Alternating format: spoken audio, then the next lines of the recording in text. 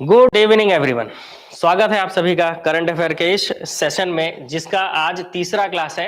आप जान रहे हैं कि हम लोग क्या कर रहे हैं, पिछले 6 महीने का करंट अफेयर कर रहे हैं कवर, ताकि जुलाई से लेकर दिसंबर 2023 है ना, जुलाई से दिसंबर 2023 तक के सारे करंट अफेयर हमारे क्या हो सके, कवर हो सके। हालांकि पिछले 6 महीने के जो इंपॉर्टेंट करंट अफेयर है वो मैंने करा दिया आपको। अब आज जो है हम क्या करेंगे, विधानसभा चुनाव से रिलेटेड करंट करेंगे। लेकिन आज का करंट सिर्फ विधानसभा चुनाव से रिलेटेड नहीं है, उसके अलावा भी रहेंगे। करीब हम 100 प्लस प्रश्न आज हम करेंगे, ठीक है। तो 3 दिनों से आप इंतजार कर रहे हो, क्योंकि क्लासेस जो है, ये करंट अफेयर की जो तीसरी क्लास है, ये 3 दिन से लगी हुई है और समय ना मिल पाने के कारण जो है क्लास नहीं हो पा रहा था। तो आज जो है हम इसको कंप्लीट कर लेंगे, ठीक है। इसके अलावा मैं आपको बता दूं कि पीडीएफ कहाँ मिलेगा, क्योंकि कई लोगों के जो है कॉल आ जाते हैं, है ना, कि सर पीडीएफ कहाँ मिलेगा करके।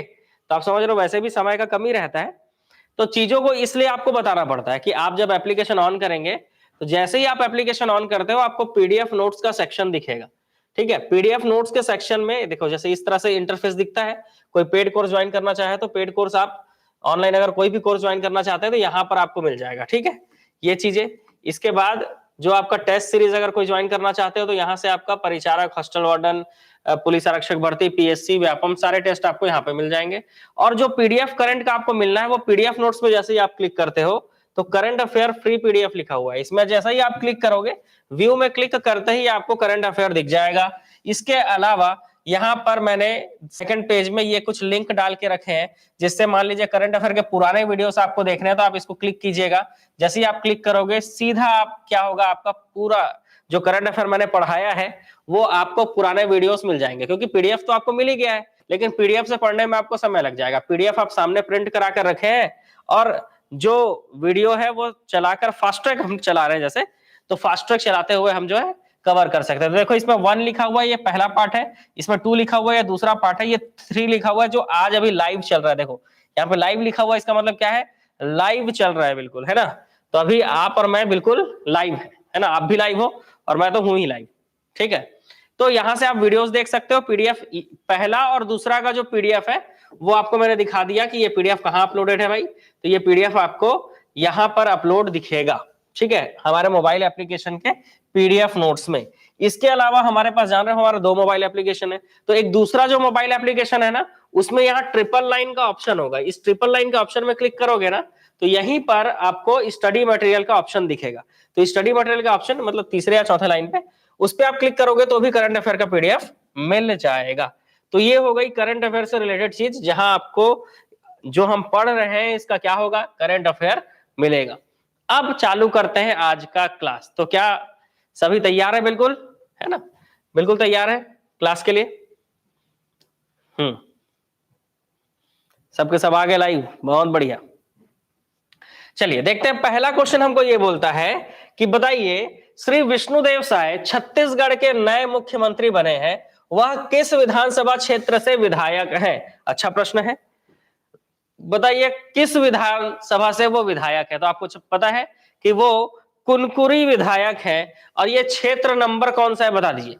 कुनकुरी विधायक तो है, लेकिन साथ में क्षेत्र नंबर, उनका क्षेत्र नंबर कौन सा है, ठीक है, ये आपको बताना है कि उनका क्षेत्र नंबर कौन सा है। कुनकुरी विधायक तो बने हैं, लेकिन उनका क्षेत्र नंबर कौन सा है, ये आपको बताना है, ठीक है। चलो देख लें, आपको पता है कि नहीं इसके बारे में, क्षेत्र नंबर कौन सा, कमेंट करो जी। थैंक यू सर बोल रहे हो।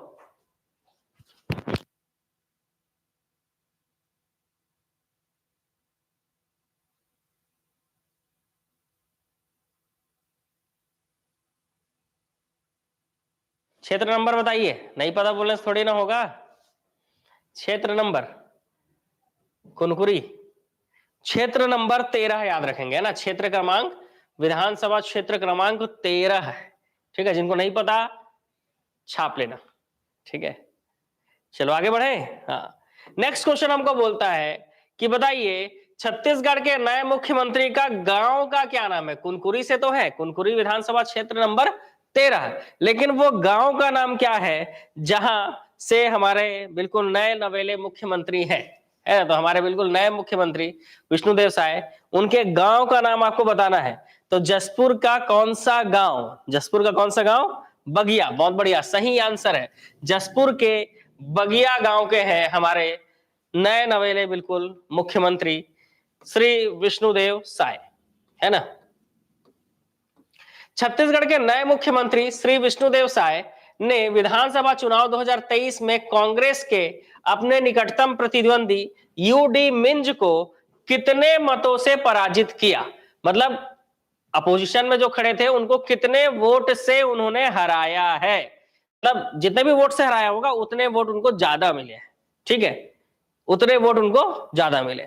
तो इसका आंसर आपको बताना है कितने वोट से हराया है, क्योंकि सबसे ज्यादा मतों का अंतर जो है वो बृजमोहन अग्रवाल जो रायपुर दक्षिण से विधायक चुने गए हैं, सबसे ज्यादा मतों के अंतर से बृजमोहन अग्रवाल जी ने हराया है अपने प्रतिद्वंदी को। तो ऐसा इनसे भी क्वेश्चन बन सकता है। सबसे ज्यादा मतों का अंतर देखने को मिला है किसका, बृजमोहन अग्रवाल जी का, और दूसरा सर्वाधिक मत से विजयी हुए हैं ओपी चौधरी जी, है ना। तो दो लोग जो सर्वाधिक मतों के अंतर से जीते हैं वो एक रायपुर दक्षिण विधायक है बृजमोहन अग्रवाल जो अपने प्रतिद्वंदी से 67,719 वोट ज्यादा पाए हैं, ठीक है। तो बृजमोहन अग्रवाल, है ना, बृजमोहन अग्रवाल जी जो है वो 67,719 वोट ज्यादा पाए हैं अपने प्रतिद्वंदी से, है ना, भाजपा के विधायक हैं। रायगढ़ से ओम प्रकाश चौधरी, मतलब ओपी चौधरी जो है, ठीक है, ओपी चौधरी, श्री ओपी चौधरी जो है, ये जो है आपका, इन्होंने 64,443 वोट से हराया है ना, 64,443 वोटों के अंतर से हराया है, मतलब इनको 64,443 वोट ज्यादा मिले हैं। वैसे ही लोरमी विधायक अरुण साव तीसरे नंबर पर हैं, लोरमी विधायक अरुण साव, जिन्होंने अपने प्रतिद्वंदी को 45,891 वोट के अंतर से हराया है। तो ये तीनों आपके लिए इंपॉर्टेंट है। पहले नंबर पर बृजमोहन अग्रवाल जी जो कि 67,719 वोट से, दूसरे नंबर पर ओपी चौधरी जी जो 64,443 वोट से, और तीसरे नंबर पर लोरमी विधायक, ये कहां के विधायक है, तो बृजमोहन अग्रवाल जी जो है रायपुर दक्षिण से विधायक है, हर बार वहीं से जीतते हैं। ओपी चौधरी जी जो है ये रायगढ़ से विधायक है, और अरुण साव जी को आप जानते हो ये वर्तमान में हमारे छत्तीसगढ़ के उप मुख्यमंत्री है ना, उप मुख्यमंत्री है। तो इन्होंने लोरमी से विधानसभा चुनाव लड़ा था और वहां पर 45,891 मतों के अंतर से अपने प्रतिद्वंदी को हराया। तो उसी तरह से ये तीन आपको याद रखने हैं, इसको छाप लेना बिल्कुल, ये तीनों आपको याद रखने हैं, ठीक है, ये तीनों आपको क्या करना है, याद रखना है। उसी तरह से हमारे मुख्यमंत्री श्री विष्णुदेव साय जी जो है, इन्होंने 25,541 मतलब 25,541 मतों के अंतर से यूडी मिंज को हराया है ना। श्री यूडी मिंज को कितने वोटों से हराया, 25,541, मतलब इसका मतलब ये है कि हमारे मुख्यमंत्री साहब को 25,541 वोट ज्यादा मिले हैं, 25,541 वोट ज्यादा मिले हैं, ठीक है, 25,541 वोट ज्यादा मिले हैं। अब सबसे कम अंतरों वाला देख लेते हैं ना, ये सबसे अधिक अंतरों से हराया है।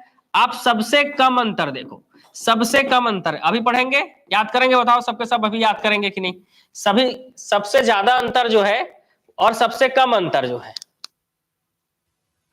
चलो कंटिन्यू करते हैं ना।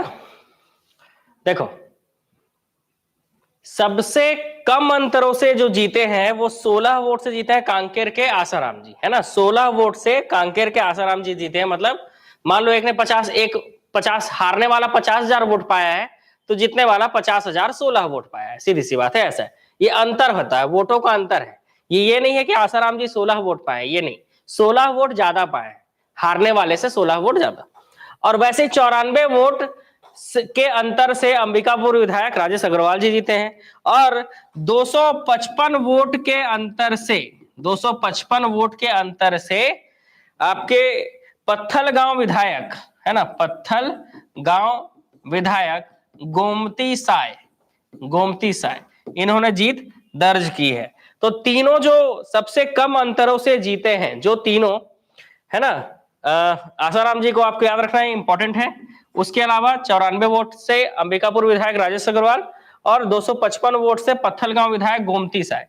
तो ये सब क्या हुए हैं, ये सब इतने कम अंतरों से जीते हैं। समझ रहे हो कितनी कड़ी टक्कर थी इस बार के विधानसभा चुनाव में, ये हमको बताता है।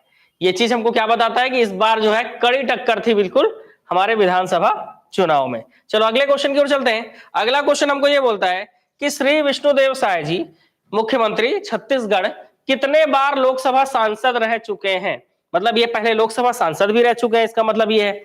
तो ये पूछा जा रहा है आपसे कि ये कितने बार लोकसभा सांसद रह चुके हैं और कब कब रह चुके हैं, ये भी आपको बताना है। ठीक है, तो कितने बार लोकसभा सांसद रह चुके हैं तो आप बताएंगे ही, है ना। पता होगा कई लोगों को, आंसर भी ठीक कर रहे हैं, बहुत बढ़िया। आंसर है 4, है ना। 4 बार ये लोकसभा सांसद रह चुके हैं। 4 बार क्या है जी, लोकसभा सांसद रह चुके हैं। आपको ये बताना है कि ये 4 बार कब कब लोकसभा सांसद रहे हैं। ठीक है, तो सबसे पहले 1999 में, फिर 2004 में, आप समझ रहे हो 1999 अटल बिहारी वाजपेयी की सरकार, फिर 2004, ठीक है 2004 में रहे, उसके बाद 2009 और उसके बाद 2014, 2009 और उसके बाद रहे 2014 में।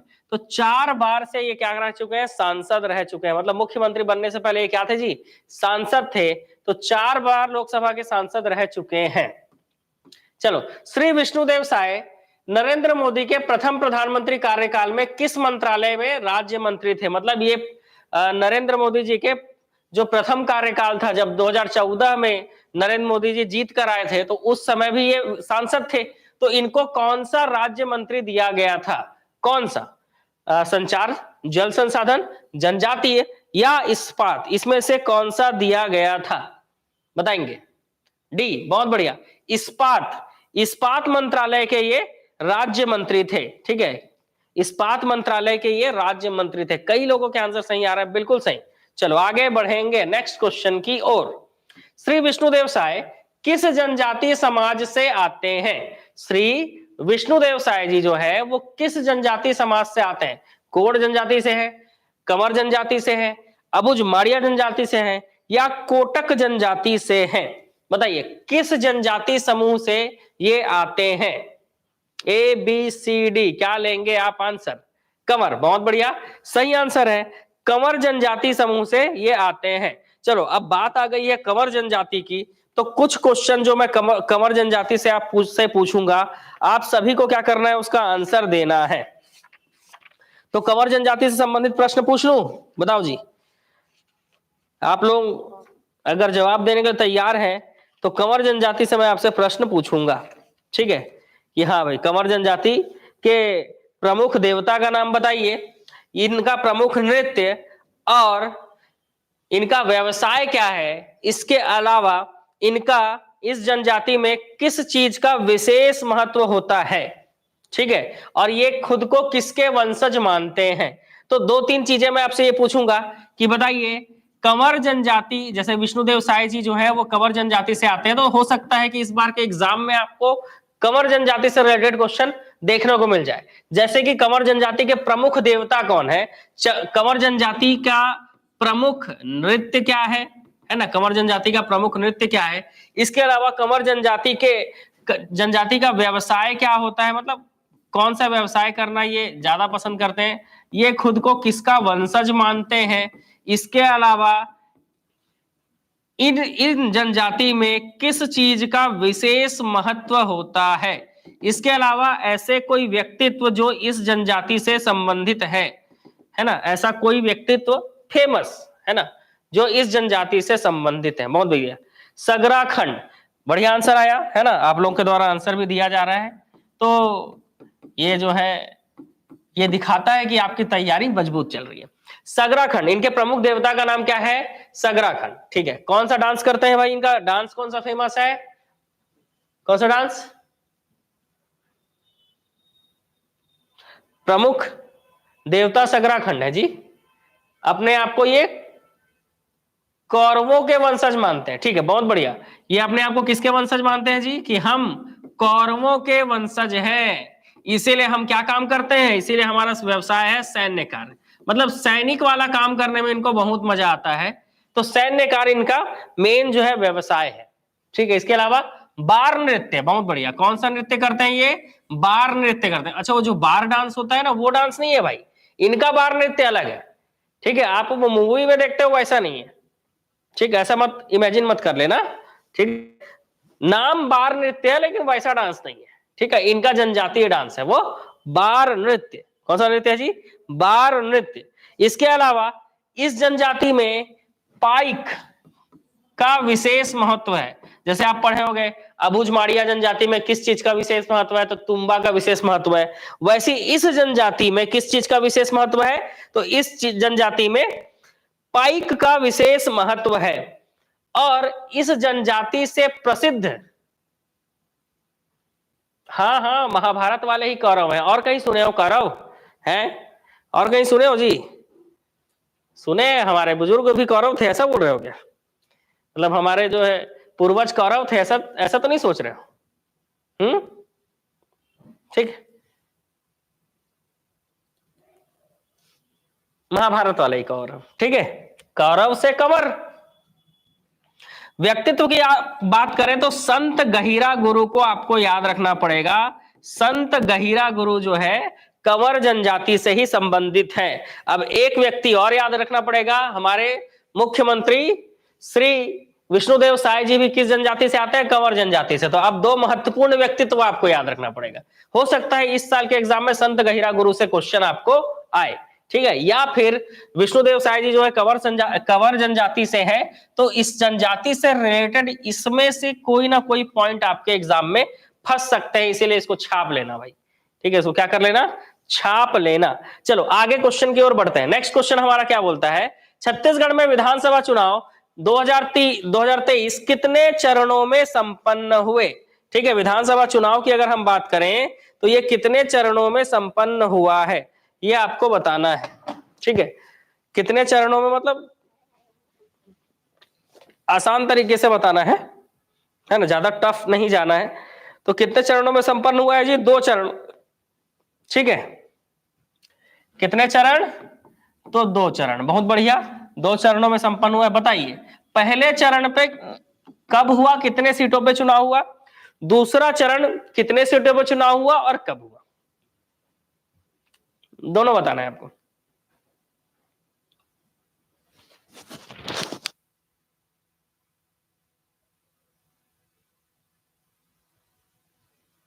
तो पहले चरण की बात करें तो पहला चरण जो है वो 7 नवंबर को 20 सीट, और दूसरा चरण 17 नवंबर 70 सीट। बहुत बढ़िया, 20 सीटों पर चुनाव 7 नवंबर 2023 और बाकी के 70 सीटों पर चुनाव 17 नवंबर 2023। 2 दिनों में, है ना, 2 दिनों में या 2 चरणों में यह विधानसभा चुनाव यहां का संपन्न हुआ जी। अगला, छत्तीसगढ़ विधानसभा चुनाव का परिणाम कब घोषित किया गया? बताओ भाई, इस दिन त्योहार मना रहे थे सब लोग, भारी फटाका फूटा एकदम मस्त, है ना, हमने भी फटाका फोड़ा कि अब जो है कम से कम वैकेंसियां आनी चालू हो जाएंगी। ठीक है, और ऐसा उम्मीद भी है कि बहुत जल्द जो है बिल्कुल आप लोगों के लिए भी फटाका फूटना चालू होगा। ठीक है, तो जैसे ये जीते थे तो हमने फटाका फोड़ा, वैसे अब ये भी ऐसा ही फटाका ये भी अब फोड़े धीरे धीरे। ठीक है, तो जो अभी नई सरकार है वो बिल्कुल फटाका फोड़े। हॉस्टल वार्डन, एडीओ, शिक्षक भर्ती, सारे तरह के फटाके हम झेलने को तैयार है, बस फूट जाए। तो इनका फटाका फूटा था 3 दिसंबर को। 3 दिसंबर को त्योहार मनाया जा रहा था छत्तीसगढ़ में, क्योंकि जान रहे हो भारत में चुनाव को बिल्कुल त्योहार जैसा मनाया जाता है। ठीक है, भारत में चुनाव को कैसा मनाया जाता है जी? भारत में चुनाव को त्योहार जैसा मनाया जाता है। ठीक है, तो इसलिए भारत में जब चुनाव को त्योहार जैसा मनाया जाता है तो त्योहार मनाया जा रहा था 3 दिसंबर को। ठीक, चलो आगे अगले क्वेश्चन की ओर चलते हैं। छत्तीसगढ़ विधानसभा चुनाव 2023 में भाजपा और कांग्रेस के अलावा किस पार्टी ने 1 सीट प्राप्त की? कौन सी ऐसी पार्टी है ना, जिसने 1 सीट प्राप्त की? यहां से तुलेश्वर सिंह मरकाम जी जीते हैं जी। कहां से जीते हैं? यहीं से तुलेश्वर सिंह मरकाम जी जीते हैं पाली तानाखार विधानसभा सीट से। पाली तानाखार विधानसभा सीट तुलेश्वर सिंह मरकाम। ठीक है, बाकी सारी सीटें आप जान रहे हो, बीजेपी ने कितनी सीटें जीती, कांग्रेस ने कितनी सीटें जीती। ठीक है, ये सब तो आपको पता ही है। बीजेपी ने 54 सीटें जीती, कांग्रेस ने 35 सीटें जीती और 1 सीट मिला है किसको? गोंडवाना गणतंत्र पार्टी, बहुत बढ़िया, गोंडवाना गणतंत्र पार्टी, यहाँ इन्होंने कौन से विधानसभा में जीत हासिल की? तो पाली तानाखार, क्या याद रखेंगे हम? पाली तानाखार विधानसभा क्षेत्र, ठीक है। और यहां से कौन जीते हैं जी? तो तुलेश्वर सिंह मरकाम। ये क्वेश्चन एग्जाम में आ सकता है कि पाली थानाखार से विधानसभा से किसने जीत हासिल की है? तो तुलेश्वर सिंह मरकाम ने जीत हासिल की है। इसके अलावा यहां से गोंडवाना गणतंत्र पार्टी जीती है। कौन सी पार्टी जीती है जी? गोंडवाना गणतंत्र पार्टी, बहुत बढ़िया। चलो अगला क्वेश्चन, छत्तीसगढ़ में विधानसभा चुनाव 2023 के संदर्भ में निम्नलिखित कथनों पर विचार कीजिए। कथन है कि भाजपा ने 54 सीटों पर विजय प्राप्त की, बिल्कुल सही। कांग्रेस ने 35 सीटों पर विजय प्राप्त की, बिल्कुल सही। एक सीट गोंडवाना गणतंत्र पार्टी को मिली, बिल्कुल सही। मतलब तीनों पॉइंट सही है। क्या है जी? ऑल राइट, ओके, है ना। चलो, तीनों पॉइंट सही है। छत्तीसगढ़ विधानसभा 2023 में कितने महिला विधायक चुनकर आए हैं? बताइए, इन 90 सीटों में से कितने सीटों पर महिलाएं चुनकर आई हैं भाई? कितनी सीटों पर महिलाएं चुनकर आई हैं कुल? उसमें से भी भाजपा से कितनी सीटें महिलाओं को मिली और कांग्रेस से कितनी सीटें महिलाओं को मिली? ठीक है, हालांकि जो महिलाएं जीती है उसमें भाजपा और कांग्रेस करके अनुमान लगाना थोड़ा गलत है, ठीक है, क्योंकि ऐसा नहीं है ना कि आपने मतलब कोशिश नहीं किया, ठीक है, कोशिश सब करते हैं, ठीक है। चलो, तो टोटल 19 सीटें, टोटल कितनी सीटें जी? टोटल 19 महिला विधायक चुनकर आए हैं, जिसमें से बीजेपी से 8 सीटें और कांग्रेस को 11 सीटें मिली, है ना। बीजेपी से 8 महिलाएं और कांग्रेस से 11 महिलाएं, ठीक है। चलो, बढ़िया था इस बार, है ना, बढ़िया, कांटे की टक्कर थी जी, बिल्कुल बेहतरीन। छत्तीसगढ़ विधानसभा चुनाव 2023 में सर्वाधिक मतों से कौन विजयी हुए हैं? तो आपको मैंने बताया था सर्वाधिक मतों से, है ना, सबसे ज्यादा वोट से किसने हराया है? तो रायपुर दक्षिण से विधायक बृजमोहन अग्रवाल जी। रायपुर दक्षिण से विधायक कौन? बृजमोहन अग्रवाल जी जो है ये क्या किए? सबसे ज्यादा मतों के अंतर से जीते हैं, सबसे ज्यादा मतों के अंतर से जीते हैं। कहां के विधायक? बताओ जी, कहां के विधायक? रायपुर दक्षिण के विधायक बृजमोहन अग्रवाल जी, ठीक है। पर्यटन मंत्री है अभी, है ना, मंत्री भी है, तो ये भी याद रखना है, ठीक है। अगला, छत्तीसगढ़ विधानसभा चुनाव 2023 में सबसे कम मतों से कौन विजय हुए? अभी थोड़े देर पहले मैंने आपको ये पढ़ाया था कि सबसे कम मतों से कौन विजय हुए हैं। गलत नहीं करना है, मात्र और मात्र कितने वोट से? तो मात्र और मात्र आपके 16 वोट से, 16 वोट के अंतर से हराया है। सोचो 16 वोट, आप समझ रहे हो? 16 वोट अगर पलट जाता तो सोचो कितना धुक धुक करता होगा, पता है, जब वोटिंग हो रहा होगा तो ये आसाराम जी का कितना जोरदार धुक धुक आ रहा होगा, पता है। और जीतने के बाद तो बस ऐसा लगा होगा कि मौत के मुंह से वापस आ गया, होता है कि 16 वोटों का बस अंतर रहा, है ना, जीत गया कम से कम, पता है, समझ रहे हो। हाँ, तो इनको जो है अपने क्षेत्र में काफी मेहनत करने की जरूरत है, क्योंकि इस बार तो 16 वोट से बच गए और नेक्स्ट टाइम पता नहीं क्या होगा, ठीक है, इसलिए, ठीक है, आप समझ रहे हो। 16 वोट से जीत जाना बहुत बड़ा, मतलब सबसे कम अंतर है, बताए, सबसे कम अंतर। और सोचो जो 16 वोट से हार गया होगा उसका क्या, मतलब उसकी फीलिंग्स आप सोच के देखो, बताए, समझ रहे हो। कांकेर विधायक जी, आसाराम जी जो है कांकेर विधायक है, कांकेर से विधायक है, ठीक है। ये आसाराम जी जो है सबसे कम मतों से विजयी हुए, मात्र 16 वोट एक्स्ट्रा पाए हैं, इसी कारण जीत गए। ये कांकेर विधायक है। कहां से विधायक है? कांकेर विधायक है, भाजपा प्रत्याशी है, ठीक है। तो इस बार बहुत जोरदार टक्कर चला है जी, बहुत जोरदार, पता है, थोड़े थोड़े मतों से जो है कांग्रेस के जो है एकदम गद्दावर नेता लोग जो है हार गए, पता है, मंत्री लोग जब तक हार गए थोड़े थोड़े मतों के कारण। हाँ, इसमें जितने लोग आप लाइव में हो, जितने लोग जीतने वाले की खुशी को फील कर रहे हो, आसाराम जी जो जीते हैं 16 वोट से, जितने लोग जीतने वाले की खुशी का फील कर रहे हो, आप ये मान के चलो कि आपके अंदर जो है पॉजिटिव चीज को एक्सेप्ट करने का क्षमता ज्यादा है, इसलिए आपके सिलेक्शन के चांसेस ज्यादा है। और जो हारने वाले का चीज को फील कर रहा है, आपके अंदर थोड़ा निगेटिविटी ज्यादा है, उसको बाहर आइए उससे, ठीक है, सिलेक्शन आपका जल्दी हो सके, ठीक है।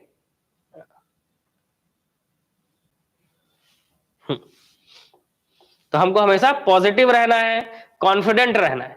छत्तीसगढ़ विधानसभा चुनाव 2023 में कितने प्रतिशत मतदान हुआ है? तो शुरू में जब 20 सीटों पर मतदान हुआ तो 76.47% मतदान हुआ, ठीक है। फिर 70 सीटों पर मतदान हुआ तो 75.88%।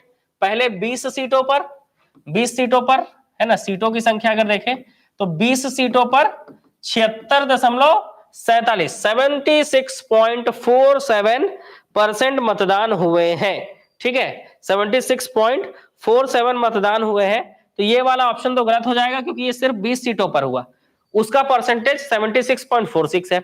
अगला 70 सीटों पर 75.88% हुआ है, तो ये ऑप्शन भी गलत हो जाएगा क्योंकि सिर्फ 70, शुरू के 20 वाला का जो वोटिंग परसेंट है वो अलग है, 70 वाले का अलग है। दोनों को जोड़कर अगर देखा जाए तो 90 विधानसभा क्षेत्र में टोटल 76.31% वोटिंग हुआ है। इस हिसाब से आपको छत्तीसगढ़ विधानसभा चुनाव 2023 बोला है, मतलब पूरे के पूरे 90 सीटों पर पूछ रहा है, और पूरे के पूरे 90 सीटों पर 76.31% वोटिंग हुआ है। इसको बिल्कुल छाप लेना, इसको याद कर लेना, ये क्वेश्चन ज्यादा इंपॉर्टेंट है बाकी क्वेश्चन से, क्योंकि ये क्या है, आंकड़े हैं। और कितने प्रतिशत वोटिंग हुआ है ये दिखाता है कि हमारे क्षेत्र के लोग चुनाव को लेकर कितने जागरूक हैं। 76% वोटिंग का मतलब है कि 76% लोग तो कम से कम इस चीज के लिए बिल्कुल प्रिपेयर रहते हैं कि हमको वोट देना है। बाकी 24% जो बच गए उनके अंदर भी वोट देने के लिए जो उत्साह चाहिए वो जरूरी है ना, ताकि वो लोग क्या करें, अपना वोट दे, ठीक। लोकतंत्र के लिए ये जरूरी है। छत्तीसगढ़ विधानसभा चुनाव 2023 में किस विधानसभा सीट पर सर्वाधिक मतदान प्रतिशत रहा? सबसे ज्यादा वोटिंग किस विधानसभा क्षेत्र में हुआ, ठीक है, सबसे ज्यादा वोटिंग किस विधानसभा क्षेत्र में हुआ पूछा जा रहा है आपसे। तो हर बार की तरह है ना, 90.17%, लगभग 90 प्लस प्रतिशत वोट हर बार जिस विधानसभा क्षेत्र में होता है वो है कुरुद विधानसभा। आज मॉर्निंग में हम क्या कर रहे थे, तो आज मॉर्निंग में हम धमतरी का मैपिंग पढ़ रहे थे, ठीक है। और उस धमतरी के मैपिंग में मैंने आज बताया आपको कि कुरुद हमने बनाया था, तो कुरुद विधानसभा क्षेत्र जो है वो सर्वाधिक मतदान वाला विधानसभा क्षेत्र है, क्योंकि सबसे ज्यादा मतदान कहां होते हैं, तो सबसे ज्यादा मतदान कुरुद विधानसभा में होता है, 90 प्लस मैंने बोला था, है ना। और एग्जैक्ट आंकड़ा शाम की क्लास में बताऊंगा बोला था। तो अभी के क्लास में आप देख रहे हो 90.17%, क्या याद रखना है, 90.17%।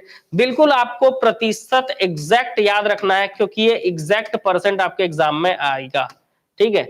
90.17% जो है, इस के साथ कुरुद विधानसभा में सबसे ज्यादा वोटिंग हुआ है। जहां पूरे छत्तीसगढ़ में 76.31% वोटिंग औसत रहा है, सोचो 90% वोट, मतलब कुरुद विधानसभा के 90% जनता जो है वोट देने गई थी, ठीक है। जो वोट डाल सकते हैं, जो वोट दे सकते हैं, उसमें से 90% लोग वोट देने गए थे, है ना।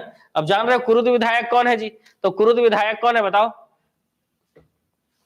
कुरुद विधायक का नाम बताइए। अजय चंद्राकर जी, ठीक है, बहुत बढ़िया। सबसे कम वोटिंग होता है बीजापुर में, है ना। आधे लोग भी नहीं जाते वोट देने, मतलब वहां पर जितने लोग वोट डाल सकते हैं उससे आधे लोग भी वोट देने नहीं जाते। 48.37%, इतने लोग ही वोट डालते हैं, सोचो, मतलब 50% लोग भी वोट नहीं डालते। सबसे कम वोटिंग होता है बीजापुर में, बीजापुर विधानसभा क्षेत्र, ठीक है। सबसे कम वोटिंग बीजापुर विधानसभा क्षेत्र, ठीक है। और सबसे ज्यादा वोटिंग कुरुद विधानसभा क्षेत्र, 90.17%। याद हो गया दोनों, इसको अच्छे से छाप लेना, ये सबसे ज्यादा इंपॉर्टेंट है। सबसे ज्यादा वोटिंग, सबसे ज्यादा कहां हुआ, वोटिंग सबसे कम कहां हुआ, टोटल कितना परसेंट वोटिंग हुआ, ये 3 पॉइंट्स आपके लिए बहुत ज्यादा इंपॉर्टेंट है। क्वेश्चन आप देख लेना, क्वेश्चन में ये चीजें पूछे जाएंगी आपको एग्जाम में, क्योंकि अभी विधानसभा चुनाव हुए हैं तो आने वाले जितने भी एग्जाम है उसमें विधानसभा चुनाव से रिलेटेड क्वेश्चन आएगा ही। इसीलिए अभी जो हम छत्तीसगढ़ का मैपिंग कर रहे हैं उसमें मैं आपको जिलों में तहसील तो याद कराता ही हूं, तहसील के साथ विधानसभा क्षेत्र भी आपको याद करा रहा हूं। जैसे आज हमने पढ़ा, क्या पढ़ा, धमतरी जिला, तो धमतरी जिले में 3 विधानसभा क्षेत्र है। कौन कौन से विधानसभा क्षेत्र है? तो कुरुद विधानसभा क्षेत्र जहां सबसे ज्यादा वोटिंग होता है, दूसरा धमतरी, और तीसरा सिहावा नगरी विधानसभा क्षेत्र। ठीक है, बहुत बढ़िया। दिमाग में ये सब चीजों को आप सेट करते जाइए। इससे बेहतर तरीके से सीखने के लिए आप जो है क्या कर सकते हैं, देखो एमसीक्यू तो आप जान रहे हो कि एमसीक्यू आपको फ्री में बिल्कुल प्रोवाइड करा दिया जा रहा है, लेकिन अगर आप इसको बेहतर तरीके से थ्योरी क्लास के माध्यम से पढ़ना चाहते हैं तो आपको मॉर्निंग में क्लास अटेंड करना पड़ेगा हमारे मोबाइल एप्लीकेशन से।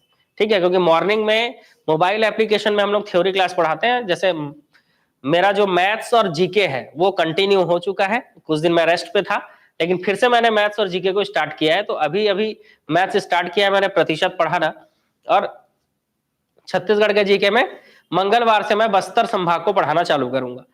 तो जो लोग भी जुड़कर मैपिंग के माध्यम से जिला वाइज पढ़ना चाहते हैं वो हमसे जुड़ सकते हैं, एप्लीकेशन के माध्यम से जुड़ सकते हो, और वहां से फिर आपको क्लासेस जो है प्रोवाइड होना चालू हो जाएंगे।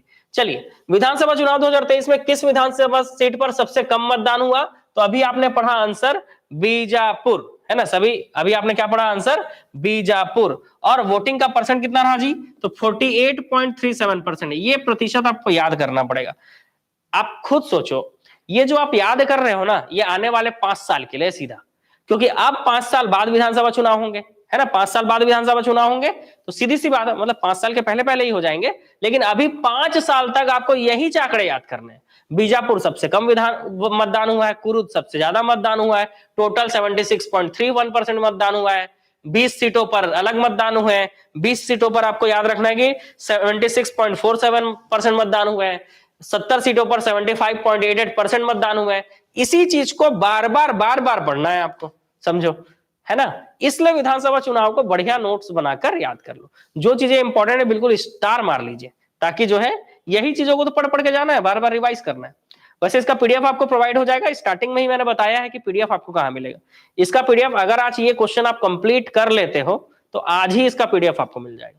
ठीक है, छत्तीसगढ़ का सबसे छोटा मतदान केंद्र सेराढांड भरतपुर किस जिले में है? सबसे छोटा मतदान केंद्र, मतलब इतना छोटा मतदान केंद्र, छोटा क्यों कहा जा रहा है मैं बता रहा हूं, क्योंकि इस मतदान केंद्र में वोट देने वालों की संख्या सिर्फ 5 है।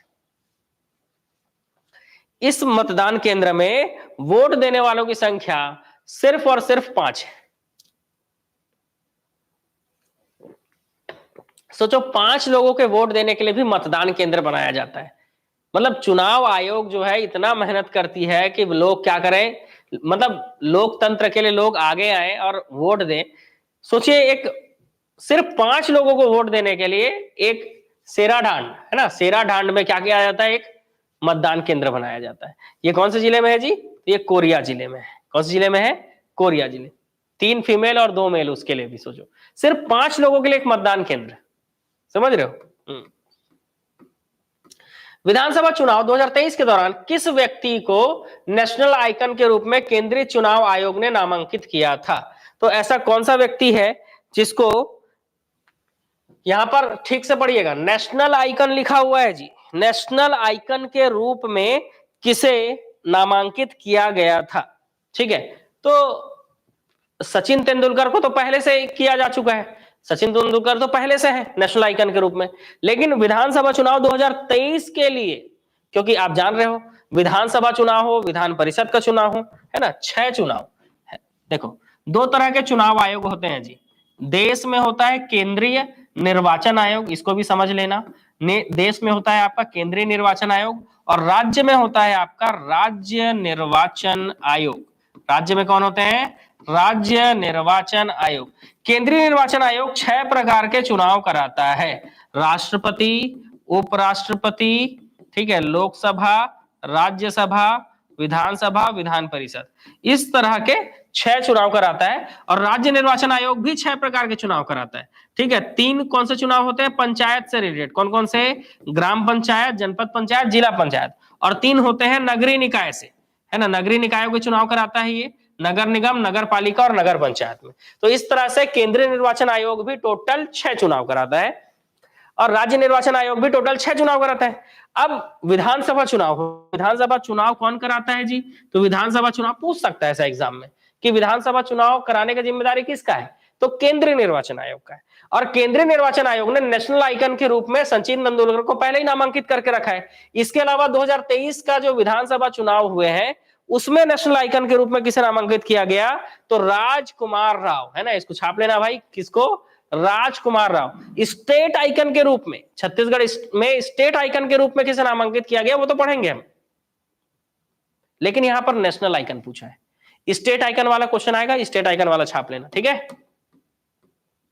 देश में पहली बार किस विधानसभा क्षेत्र में सभी बूथों का प्रबंधन पूरी तरह से महिलाओं ने किया? मतलब जितने भी मतदान केंद्र थे वहां पर पूरा मैनेजमेंट, है ना, किस विधानसभा क्षेत्र के मतदान केंद्रों का पूरा मैनेजमेंट सिर्फ और सिर्फ महिलाओं ने किया? तो ये किया है आपका रायपुर उत्तर, है ना, रायपुर उत्तर, याद रखेंगे। रायपुर उत्तर जो विधानसभा क्षेत्र है इसके सभी 201 बूथों का प्रबंधन 1046 महिलाओं ने मिलकर किया। कितने बूथ थे? तो 2001 बूथ थे, 2001 मतदान केंद्र थे, और कितने महिलाओं ने मिलकर? तो 1046 महिलाओं ने मिलकर मैनेजमेंट देखा, और पूरा चुनाव इन 1046 महिलाओं ने मिलकर कराया। ठीक है, चलो अगले क्वेश्चन की ओर चलते हैं। राज्य में स्टेट आइकन के रूप में चुनाव आयोग द्वारा निम्नलिखित में से किसको चयनित किया गया था? तो मास्टर शेफ विजय शर्मा को चयनित किया गया था। अब आपको बताना है कि पर्वतारोही चित्रसेन साहू को चयनित किया गया था क्या? तो हाँ, किया गया था। हॉकी खिलाड़ी सबा अंजुम को किया गया था, हाँ, इनका भी फोटो लगा था भाई। लोक गायिका ममता चंद्राकर, इसका भी फोटो देखा था मैंने आपको, लोक गायिका ममता चंद्राकर को भी। इसके अलावा विद्या राजपूत, इनका भी। टोटल ये पांचों को चयनित किया गया था स्टेट आइकन के रूप में, पांचों को चयनित किया गया था। पांचों ऑप्शन सही है, इसलिए सबको याद रख लीजिएगा। मास्टर शेफ विजय शर्मा, पर्वतारोही चित्रसेन साहू, हॉकी खिलाड़ी सबा अंजुम, और लोक गायिका ममता चंद्राकर, इसके अलावा विद्या राजपूत। ठीक है, ये आपको याद रखना है। अगला क्वेश्चन, किस विधानसभा क्षेत्र की बुधियारिन बाई 102 वर्ष छत्तीसगढ़ की पहली मतदाता बनी? है ना, 102 वर्ष, समझ रहे हो, इस एज में उन्होंने वोट डाला। उन्होंने विधानसभा चुनाव 2023 में अपने घर से डाक मतपत्र के माध्यम से अक्टूबर 2023 में मतदान किया। किस विधानसभा क्षेत्र से बताइए? इन्होंने वोट डाला किस विधानसभा क्षेत्र से? इन्होंने वोट डाला भाई किस विधानसभा क्षेत्र के लिए? अंतागढ़, बहुत बढ़िया, सही आंसर, अंतागढ़ विधानसभा क्षेत्र से, है ना। 102 वर्ष की बुधियारिन बाई ने क्या किया? डाक मतपत्र से, डाक से भी मतपत्र भेजा जाता है ना, वोटिंग भेज सकते हैं, जा नहीं सकते जिन लोग। छत्तीसगढ़ विधानसभा चुनाव 2023 में आचार संहिता के उल्लंघन से संबंधित शिकायतों पर कार्यवाही हेतु कौन सा ऐप जारी किया गया था? तो आपको पता है सी विजिल ऐप जारी किया गया था, सी विजिल। इसमें सी का मतलब क्या था? सिटीजन, है ना, ये क्वेश्चन मैंने पिछले क्लास में करा दिया है। ठीक है, सी विजिल ऐप, सी का मतलब क्या है? सिटीजन है। चलिए, छत्तीसगढ़ विधानसभा चुनाव 2023 में मतदाताओं की संख्या कितनी थी? बढ़िया क्वेश्चन है ना।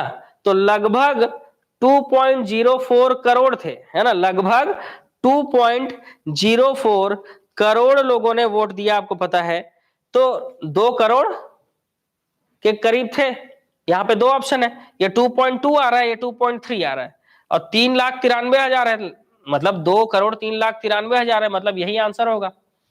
2.04 करोड़ लोगों ने वोट दिया। कितने? 2 करोड़ 3,93,160। एग्जैक्ट आंकड़ा देखा जाए 2 करोड़ 3,93,160, तो लगभग इसको 2.04 मान सकते हैं ना। कई लोग ऑप्शन नंबर सी बता रहे जो गलत है।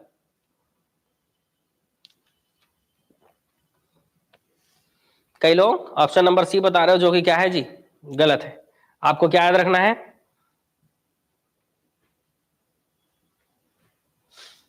2.04 मतलब 2,03,93,160।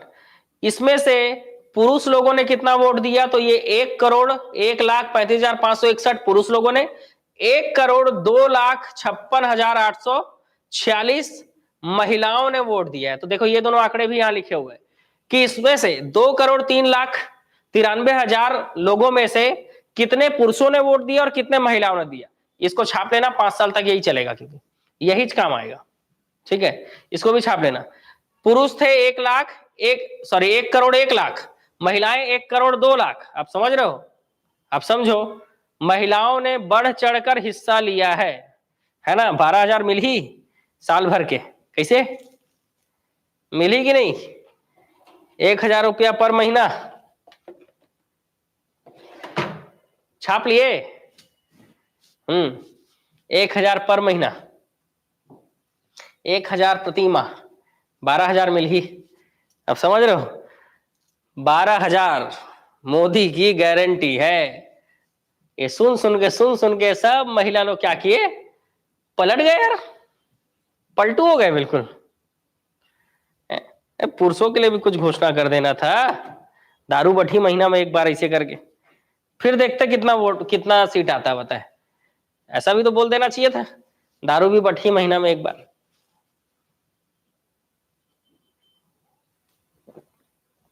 हाँ, अब पता रही से ना कि महिला मन ज्यादा वोट डाल ही, है ना। ओमन करा तो आंकड़ा रही थे, तो पता रही से कि महिला मन ज्यादा वोट डाल ही, तो ई मन ला का दिया जाए, लड्डू दिया जाए सबसे पहले, है ना।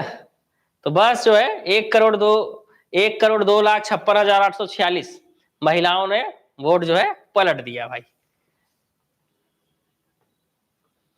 अनमैरिड वालों को कुछ दे देते, साल में 5,000। क्यों देंगे? आप शादी कर लो, आपको मिलेगा 12,000, क्या दिक्कत है? उनका भी रणनीति समझो, है ना। अनमैरिड लोगों को इसीलिए तो नहीं दिया गया, बताए, शादी करो मिलेगा बढ़िया 12,000 रुपया सालाना मिलेगा जी, शादी कर लो, क्या दिक्कत है? वैसे भी आज नहीं तो कल करना ही है शादी, तो काल करे सो आज कर, आज करे सो अब।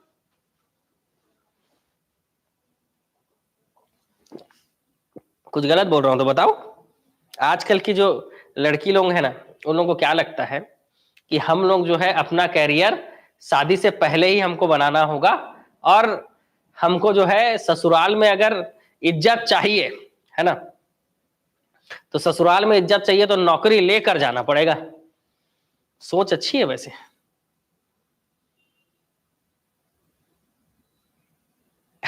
लड़के लोग मेरे साथ है बिल्कुल। 5,000 क्या 12,000 ले लो, शादी कर लो। 5 क्यों ले रहे हो? 12 लो सीधा।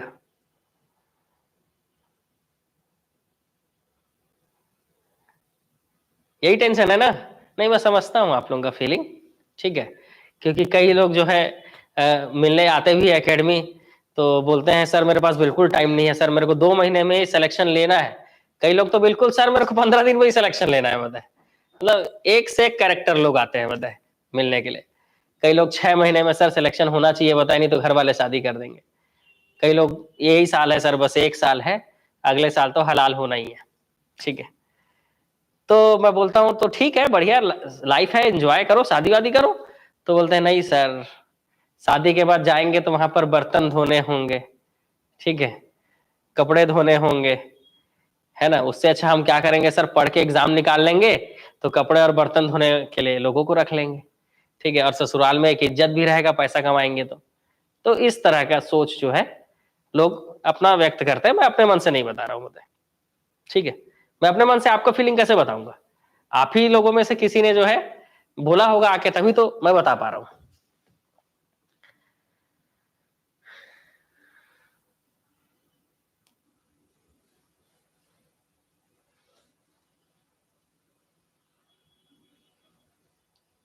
वो तो मायके में भी थोड़ा, नहीं नहीं, अपने घर में कपड़ा धोना नहीं होता है, अपने घर में बर्तन धोना नहीं होता है जी, वो काम थोड़े ना है।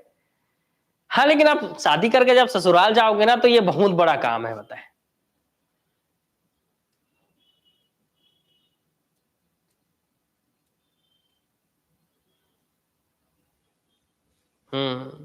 अपने आप में सक्षम होना जरूरी है।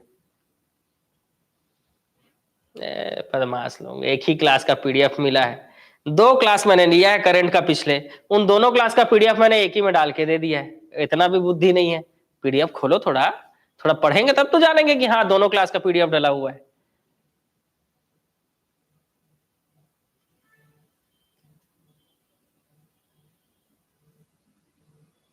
कैसे सर जी, हम लोग कैसे धोएंगे वहां कपड़ा?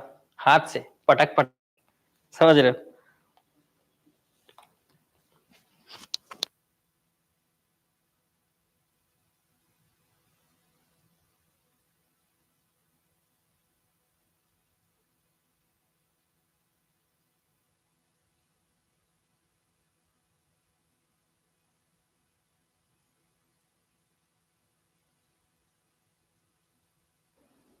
ठीक है, हाँ बस आपके आदेश का इंतजार था। फिजूल बातें नहीं सर, पढ़ाइए। बस बस बस आपके आदेश का इंतजार था, बस चालू कर रहे हैं। चलिए अगला क्वेश्चन, 100 वर्ष से अधिक उम्र वाले मतदाताओं की कितनी संख्या विधानसभा चुनाव 2023 में थी? कितने ऐसे मतदाता थे जिनका उम्र जो है 100 प्लस हो गया था? तो आप जितने लोग लाइव हो उनको काउंट करके उनको जोड़कर इनको जोड़ेंगे हम, है ना? वो आप लोग सब इसमें इंक्लूड हो भाई, वैसे भी बुजुर्ग हो गए हो, पता है, पढ़ पढ़ के, समझ गए? तो बताइए, आप अपने आप को भी जोड़ लेना उसमें, जोड़ के बताइए कितने लोग हैं। ऐसे कितने लोगों ने वोट डाला है जो 100 से प्लस है? 2457, बहुत बढ़िया आंसर है, 2457, बहुत बढ़िया, सही आंसर 2457। नेक्स्ट क्वेश्चन, छत्तीसगढ़ विधानसभा चुनाव में अनुसूचित जाति और अनुसूचित जनजाति के लिए कितनी सीटें आरक्षित है? तो आप लोगों को पता है इसका आंसर क्या होगा, ए होगा। एससी के लिए 10 सीटें, एसटी के लिए 29 सीटें और जनरल अनरिजर्व्ड, जनरल नहीं बोलेंगे इसको, अनारक्षित बोलेंगे, 51 सीटें। इस 51 सीटों पर तो कोई भी लड़ सकता है ना, जनरल वाला, ओबीसी वाला, एससी एसटी कोई भी लड़ सकता है। तो ये 51 सीटें अनारक्षित है, लेकिन ये एससी के लिए जो 10 सीटें इसमें सिर्फ एससी कैटेगरी के लोग ही लड़ सकते हैं, और एसटी कैटेगरी 29 सीटें, मतलब सिर्फ एसटी कैटेगरी के लोग ही इसमें लड़ सकते हैं। तो इस तरह से टोटल जोड़ दोगे तो कितना हो जाएगा, 90। मतलब छत्तीसगढ़ विधानसभा में 90 सीटों को कुछ इस तरह से बांटा गया है। अब ओबीसी वालों को कितनी सीटें दी गई है? तो ओबीसी वालों को कोई भी सीट नहीं दिया गया, आप जनरल से लड़ सकते हैं, आप पूरा अनरिजर्व्ड के पूरे 51 के 51 सीट जीत जाइए। ठीक है, अगर आपको ऐसा लग रहा है कि एससी लोगों को 10 सीट दिया गया है, एसटी को 29 दिया गया है और ओबीसी को नहीं दिया गया है, तो जो ये यूआर है ना, इसका मतलब ये होता है कि इस पे कोई भी लड़ सकता है। इस पे जनरल, ओबीसी, एससी या एसटी कैटेगरी का व्यक्ति, किसी भी कैटेगरी का व्यक्ति लड़ सकता है। तो ये 51 सीटें सबके लिए होती है। अब एससी के लिए कितनी हुई? तो 51 + 10, मतलब एससी लोगों के पास 61 सीटों पे मौका है। एसटी लोग, तो एसटी लोग 29 सीटें तो सिर्फ उन्हीं के लिए है, और उसके साथ 51 जोड़ लोगे तो कितना आ जाएगा, 80 सीटों पर, मतलब 80 सीटों पर, 90 में से 80 सीटों पर एसटी कैटेगरी के लोग खड़े हो सकते हैं। आप समझना, आपका जब एग्जाम होता है ना, तो उसमें भी जब पोस्ट लिखा होता है ना, तो इसका मतलब ये नहीं होता है एससी में 10 लिखा है तो सिर्फ 10 ही पोस्ट आया, ऐसा नहीं है। उसमें आप अनरिजर्व्ड को भी जोड़कर आपको देखना होगा। ठीक है, चलो आगे बढ़े।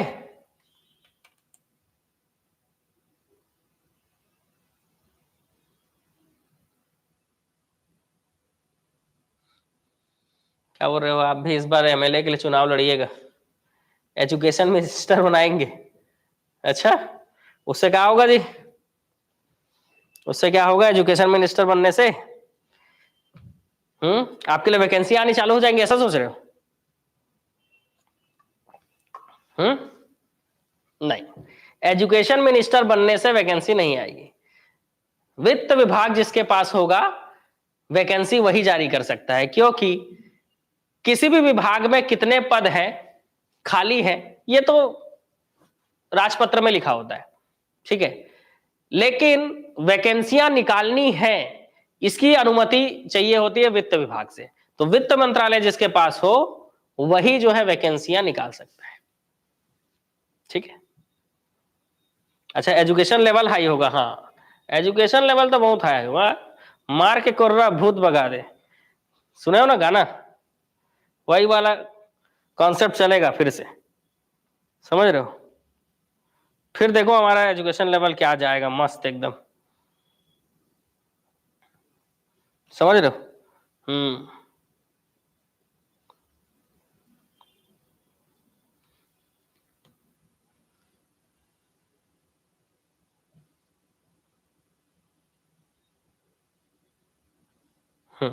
चलो आगे बढ़े। छत्तीसगढ़ विधानसभा चुनाव 2023 में कुल कितने मतदान केंद्र बनाए गए थे, छाप लेना इस क्वेश्चन को भी, एकदम इंपॉर्टेंट क्वेश्चन है। कितने मतदान केंद्र बनाए गए थे, तो 24,109 मतदान केंद्र बनाए गए थे, बिल्कुल सही आंसर है। ठीक है, 24,109 मतदान केंद्र। हाँ, अभी मामला समझ में आया। आप सभी चाहते थे कि जो ओपी चौधरी जी हैं वो एजुकेशन मिनिस्टर बने, है ना, लेकिन मेरा ये मानना था कि वित्त मंत्रालय इनको मिलना चाहिए। पता है उस समय मैं, मतलब जो जानता है, जो जानकार है, वो ये उनका ये मानना था कि वित्त मंत्रालय उनको मिलना चाहिए ताकि वैकेंसियां आ सके। अब जान रहे हो वित्त मंत्रालय मिला है उनको, तो आप समझ रहे हो वैकेंसियां तो आएंगी। ठीक है, एजुकेशन मिनिस्टर बनने से थोड़े ना वैकेंसी आता, वैकेंसी आएगा वित्त मंत्रालय, वित्त मंत्री बनने से, क्योंकि बजट उन्हीं के हाथ में है। ठीक है, जितना ज्यादा बजट वो वैकेंसी को देंगे उतना ज्यादा वैकेंसी आएगा, समझ रहे हो। इसलिए ऐसा बिल्कुल उदास होने की जरूरत नहीं है कि एजुकेशन मिनिस्टर नहीं बनाया गया उनको ऐसा करके। ठीक, हाँ, चलो 24,109। बल्कि खुश होने वाली बात है कि वित्त मंत्रालय उनके पास है ना, जो युवाओं के साथ है। अब देखना यह है कि कितनी जल्दी जल्दी वैकेंसी आती है। ठीक, भारतीय रबर मिशन के तहत छत्तीसगढ़ के किस स्थल पर रबर की खेती की जाएगी। भारतीय रबर मिशन के तहत छत्तीसगढ़ के बस्तर में रबर की खेती की जाएगी।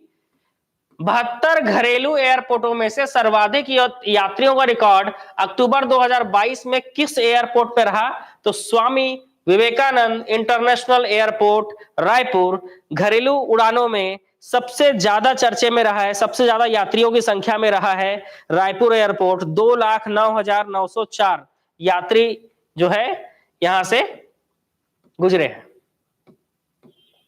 मेरी माटी मेरा देश अमृत कलश यात्रा छत्तीसगढ़ के राजभवन में प्रदेश से हर गांव से लाई गई मिट्टी राजभवन में कब स्थापित की गई। ठीक है, तो ये आपसे पूछा जा रहा है मेरी माटी मेरा देश के तहत, किसके तहत, मेरी माटी मेरा देश के तहत राजभवन छत्तीसगढ़ में देश के सभी हर गांव से, मतलब 146 विकासखंड। देखो अभी भी हमारे छत्तीसगढ़ में 33 जिले, 146 विकासखंड, छाप लेना, 33 जिले, 146 विकासखंड और 250 तहसील है। कितने तहसील है जी, तो जिला है 33, विकासखंड है 146, है ना, विकासखंड उतने ही है, तब भी उतने थे, अब भी उतने ही, और तहसील बढ़ गए हैं, तहसील बढ़ के हो गए हैं 250। ठीक है, तो ये एकदम एग्जैक्ट आंकड़ा है। ठीक है, ये आपको याद रखना है। और इन 146 विकासखंड, 23 जिलों के 146 विकासखंड से हर गांव से क्या किया गया है, हर विकासखंड से मिट्टी लाया गया है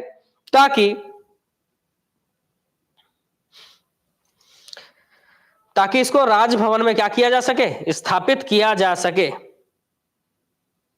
ठीक, ये कब किया गया, तो ये कब किया गया, 23 अक्टूबर 2023, है ना, सॉरी 27 अक्टूबर 2023, है ना।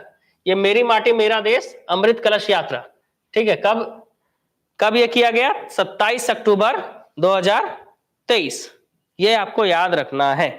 ठीक है, चलो अगला क्वेश्चन, राज्य का पहला पंजीकृत वाहन स्क्रैपिंग सेंटर कहां खुला है। बिल्कुल रजिस्टर्ड वाहन स्क्रैपिंग सेंटर, बिल्कुल स्क्रैप, समझ रहे हो। ओपी चौधरी जी पहले कलेक्टर थे, आईएएस थे जी, रायपुर से, रायपुर कलेक्टर थे, फिर उन्होंने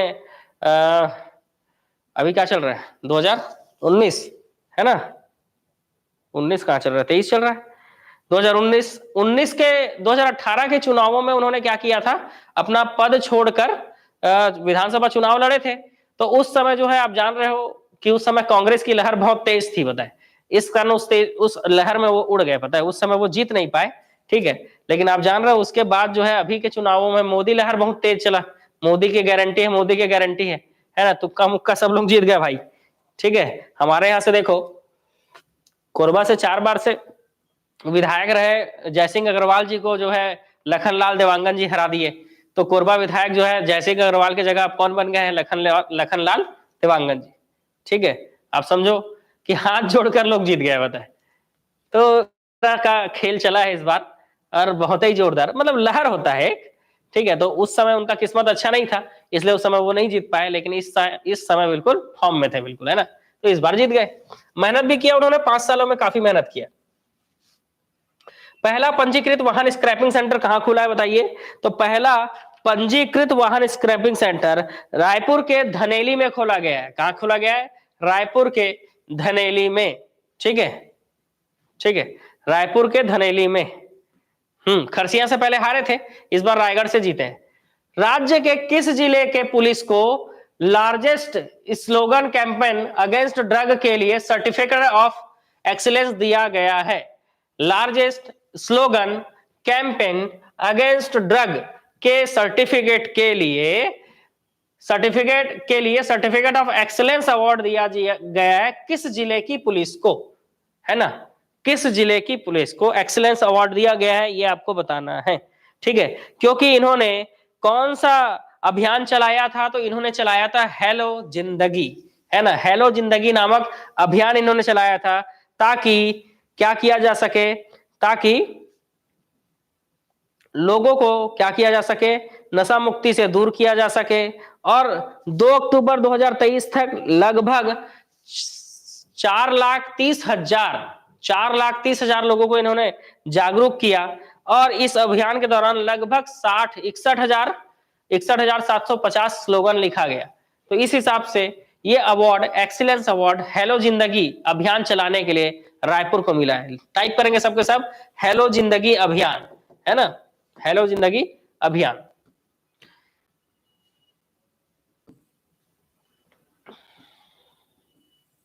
देखो भाई ये ऑप्शन है 1 2 2 3 1 3 1 2 3। ठीक है, अब पढ़ते हैं। G20 फ्रेमवर्क का कार्यकारी समूह की चतुर्थ बैठक के संबंध में क्या सही है? यह बैठक रायपुर में आयोजित की गई थी, तो जी हां, यह बैठक रायपुर में आयोजित की गई थी। यह बैठक 18 से 19 सितंबर 2023 को हुई थी। हाँ जी बिल्कुल, 18 और 19 सितंबर 2023 को हुई थी। यह बैठक भारत और ब्रिटेन के सह अध्यक्षता में आयोजित हुई थी। बिल्कुल, भारत और ब्रिटेन की सह अध्यक्षता में आयोजित हुई थी। इसमें भारत का प्रतिनिधित्व वित्त मंत्रालय के सलाहकार चांदनी रैना तथा ब्रिटेन का प्रतिनिधित्व राजकोष की मुख्य आर्थिक सलाहकार सैम बैकेट ने किया था। राजकोष की मुख्य आर्थिक सलाहकार सैम बैकेट ने किया था। तो हाँ, ये भी सही है। तो तीनों पॉइंट दिमाग में छाप लीजिएगा, क्योंकि G20 से क्वेश्चन एग्जाम में पूछता है, और हमारे यहाँ बैठक हुई थी, मतलब पूछेगा ही। ठीक है, नगरनार स्टील प्लांट, आप जान रहे हो नगरनार स्टील प्लांट, आज नहीं कल पढ़ा रहा था मैं, बस्तर जिला, वो आप जान रहे हो गांधी चौक में हमारा नया ब्रांच ओपन हुआ है। तो गांधी चौक में जो है कल शाम को ऐसे घूमते हुए मैं पहुंच गया था 5 बजे वाली क्लास में, क्योंकि शाम को 5 से 8 फ्री क्रैश कोर्स चल रहा है। ठीक है, तो मैं वहां पहुंच गया, तो अब वहां पहुंचा तो अब कुछ ना कुछ तो पढ़ाना पड़ेगा, तो मैंने बस्तर जिला पढ़ाया, बताए। और बस्तर जिला में मैं नगरनार स्टील प्लांट को आपको बता रहा था। इस नगरनार स्टील प्लांट को संचालित कौन करता है जी? तो national mineral development corporation, NMDC के तहत है, ये याद रखेंगे। नगरनार स्टील प्लांट एनएमडीसी के तहत है। और इस प्लांट का शुभारंभ कब किया गया? तो अभी अभी किया गया है, 3 अक्टूबर 2023 प्रधानमंत्री श्री नरेंद्र मोदी जी के द्वारा। ठीक है, तो नगरनार स्टील प्लांट या नगरनार एनएनडीसी स्टील प्लांट, ऐसा भी आप बोल सकते हो, इसका शुभारंभ अभी अभी किया गया है। याद रखने वाला चीज है, क्योंकि एग्जाम में आ सकता है इसलिए। ठीक है, चलो याद रखेंगे। 3 अक्टूबर 2023 इंपॉर्टेंट डेट है, छाप लेना, इसी साल का है। ठीक है, मतलब 2023 का है। नृत्य रहस्य पुस्तक किसने लिखी, जिसका विमोचन छत्तीसगढ़ के राज्यपाल ने हाल ही में किया? ये नृत्य रहस्य नामक पुस्तक किसने लिखा है? ये ऐसा क्वेश्चन आता है कि ये पुस्तक किसने लिखा, वो पुस्तक किसने लिखा, बताइए। इस पुस्तक को किसने लिखा है? ठीक है, इस पुस्तक को प्रसिद्ध ओडिसी नृत्यांगना ने लिखा है, जिसका विमोचन राज्यपाल विश्वभूषण हरिचंदन के द्वारा किया गया। हमारे राज्य के राज्यपाल कौन है? विश्वभूषण श्री हरिचंदन, विश्वभूषण हरिचंदन। और यह पुस्तक ओडिशा की प्रसिद्ध नृत्यांगना के द्वारा लिखा गया नृत्य रहस्य। इस नृत्य रहस्य पुस्तक जो है, इसको लिखने वाली ओडिशा की प्रसिद्ध नृत्यांगना का नाम क्या है? बताइए। प्रियंका शुक्ला, नमिता दुबे, पायल मिश्रा, पूर्णश्री राउत।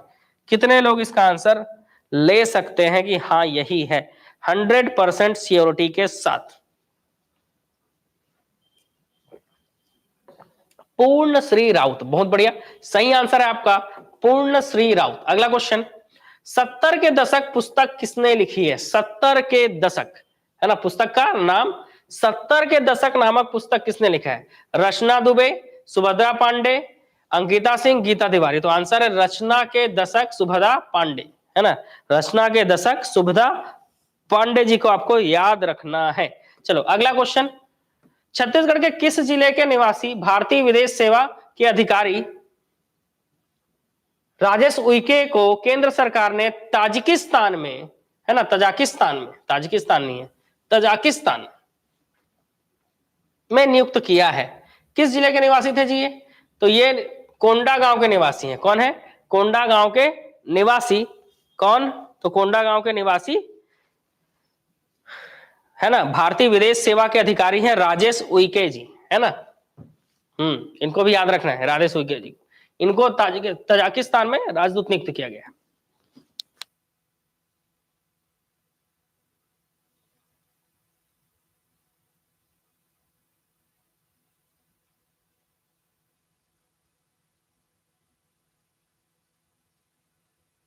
फोर्ब्स इंडिया की टॉप 100 डिजिटल स्टार्स की लिस्ट में रायपुर के किस व्यक्ति को 68वें स्थान पर रखा गया है, जिसका फिटनेस स्टार्टअप फिनोलॉजी? रायपुर के किस व्यक्ति को 68वें नंबर पर रखा गया है, जिसका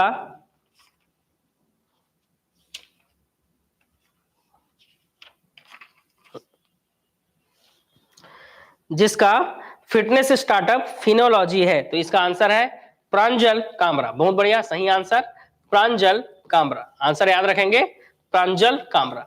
नेक्स्ट क्वेश्चन, मतदाता जागरूकता अभियान वोट पंडुम नेवता किस जिले में चलाया गया? मतदाता जागरूकता अभियान वोट पंडुम नेता, है ना, वोट पंडुम नेवता कहां चलाएगा जी?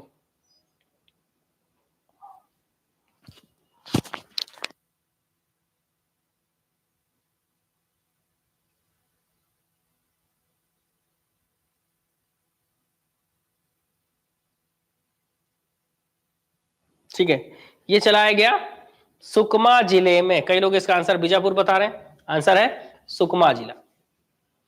याद रखेंगे, वोट पंडुम नेवता, ताकि मतदाताओं को जागरूक किया जा सके।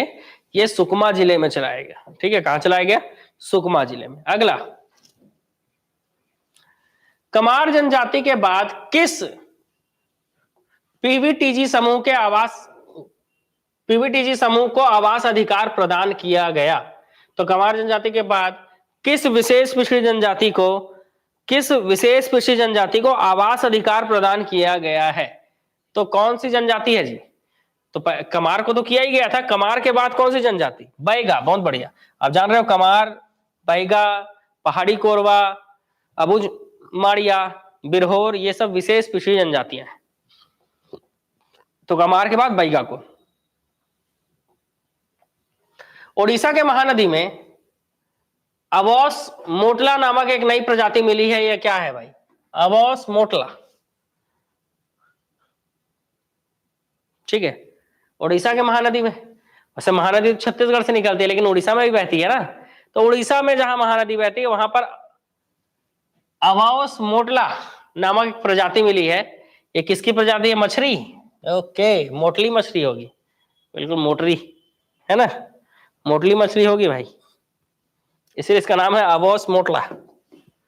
चलो, राज्य के कोयला एवं यात्री परिवहन और स्वास्थ्य क्षेत्र से जुड़ी कितने करोड़ विभिन्न परियोजनाओं का राष्ट्र को समर्पण, शिलान्यास एवं वितरण श्री नरेंद्र मोदी जी के द्वारा 14 सितंबर 2023 को किया गया? कितने करोड़ का के लागत से कितने करोड़ का सौगात दिया गया भाई राज्य को?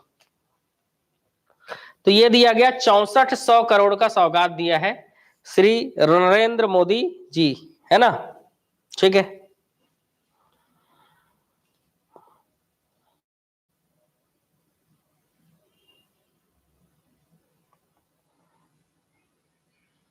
ठीक है। चलो अगले क्वेश्चन की ओर चलें।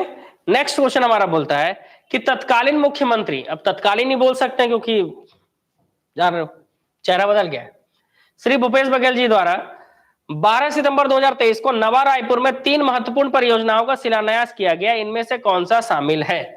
तो 3 महत्वपूर्ण परियोजना, 1083 एकड़ में चरणबद्ध रूप से विकसित होगा कॉमर्शियल हब, बिल्कुल सही। एरोसिटी 26.63 एकड़ में चरणबद्ध होगी, विकसित होगी, बिल्कुल सही।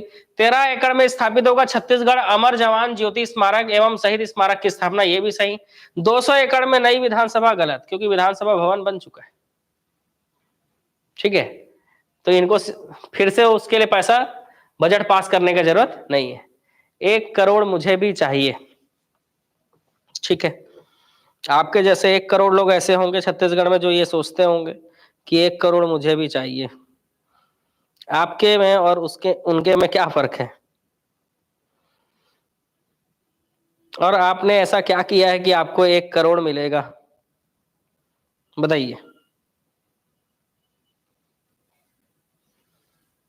ऐसा कुछ कीजिए जिससे आपको 1 करोड़ मिले, ठीक है। चलो राष्ट्रपति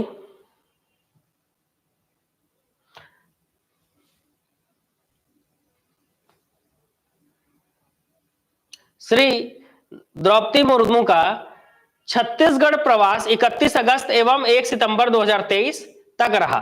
इससे संबंधित निम्नलिखित कथनों पर विचार करते हुए बताइए कि कौन से कथन सत्य हैं, ठीक है।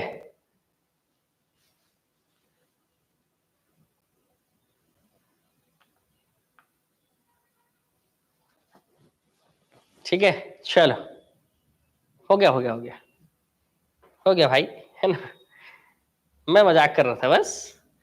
आप बिल्कुल कमा सकते हो भाई, ठीक है, बिल्कुल कमा सकते हो, ठीक है, अगर इंसान का किस्मत सही है ना, और मतलब किस्मत बिल्कुल साथ दे रहा है और नसीब अच्छा है, तो 1 करोड़ कमाना कोई बहुत बड़ी बात नहीं है, ठीक है। ठीक है, तो मजाक था, देखो मांगने से नहीं मिलेगा, कमाना पड़ता है, ठीक है, ठीक।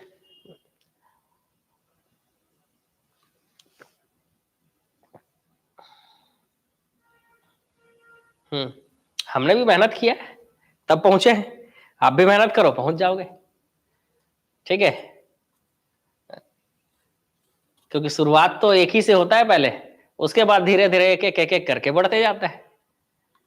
तो पहले अब क्या है ना, शुरुआत में तो मेहनत करना ही पड़ेगा, ठीक है।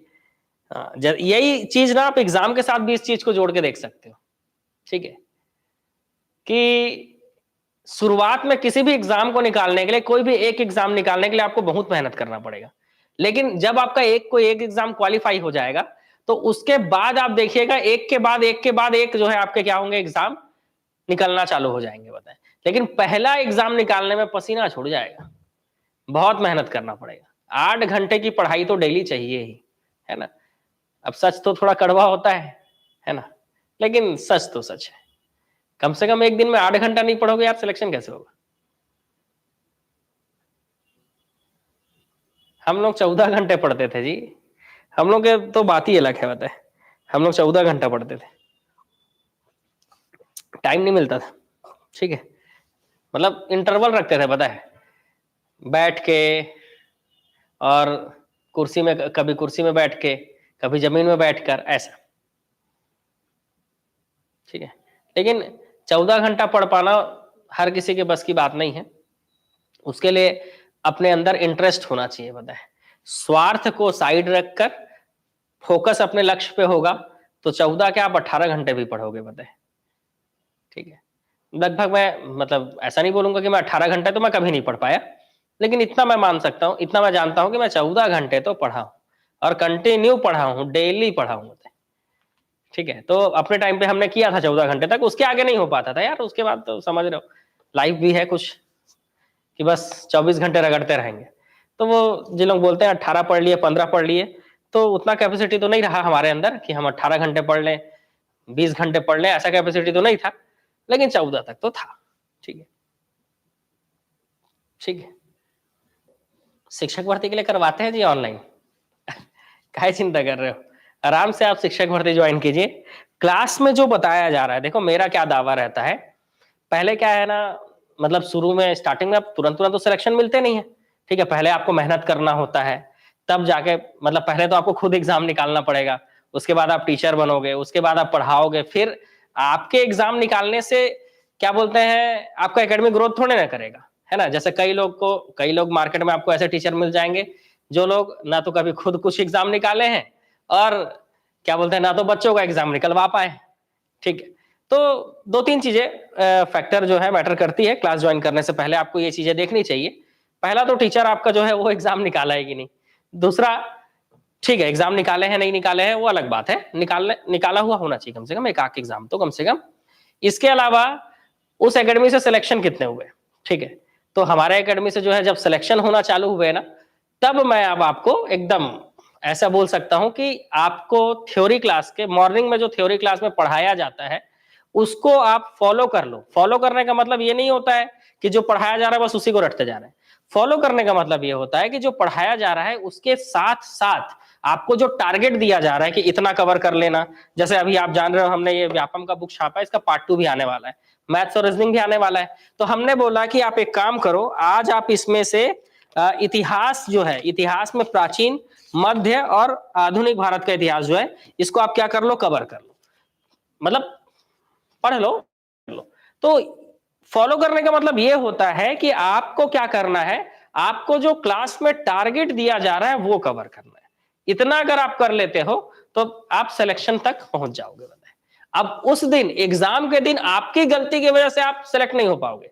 क्यों? क्योंकि उस दिन अगर आपने जानबूझकर तुक्का मारा, आपका सिलेक्शन हो रहा है फिर भी आप डर के मारे ज्यादा अटेम्प्ट करके आ जा रहे हो, क्योंकि माइनस मार्किंग के एग्जाम में पूरा अटेम्प्ट करने वाले का सिलेक्शन कभी नहीं होता है। तो ये चीज जितना जल्दी समझ जाओ उतना अच्छा है। ठीक है,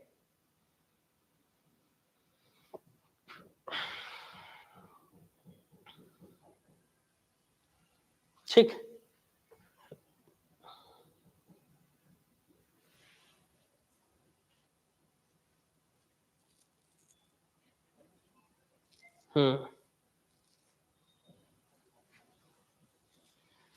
ठीक। तो जो फॉलो करने आपको बोला जाता है ना, उतना अगर आप फॉलो कर लो तो आप एकदम सिलेक्शन तक पहुंच जाओगे।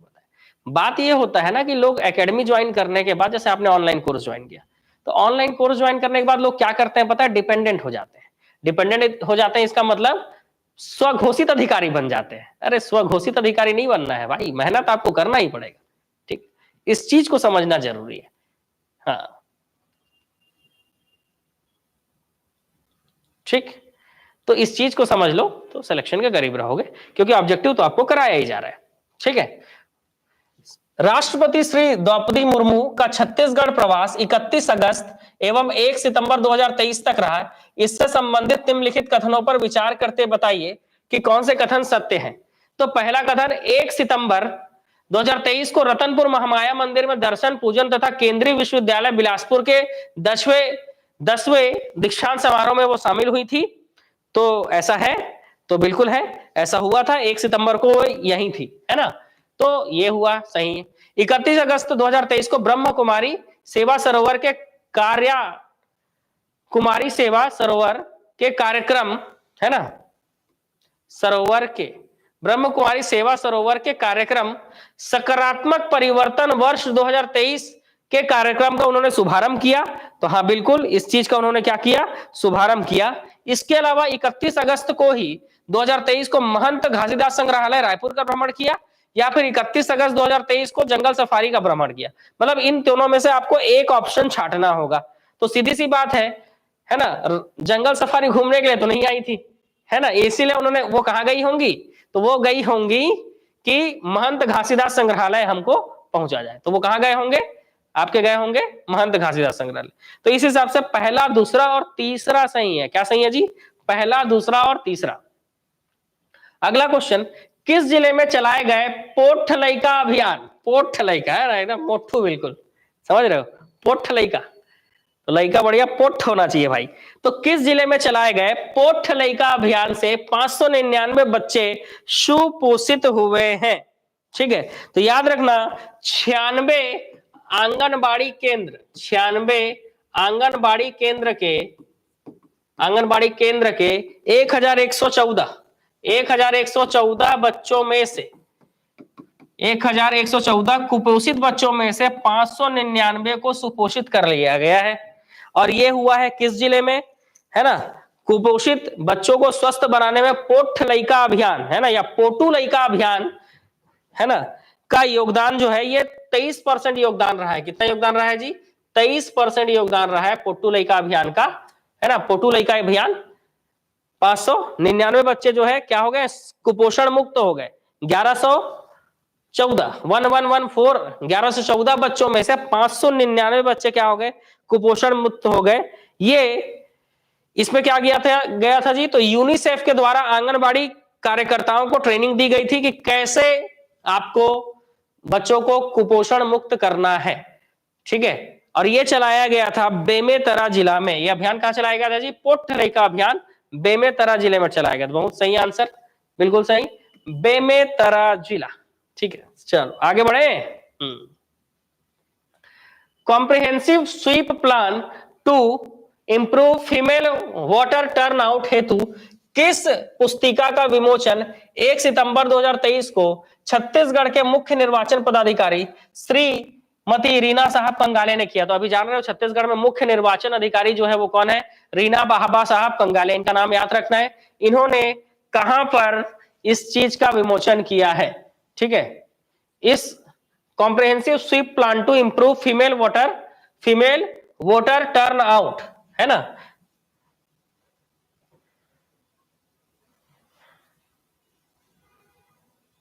हेतु किस पुस्तिका का विमोचन किया है?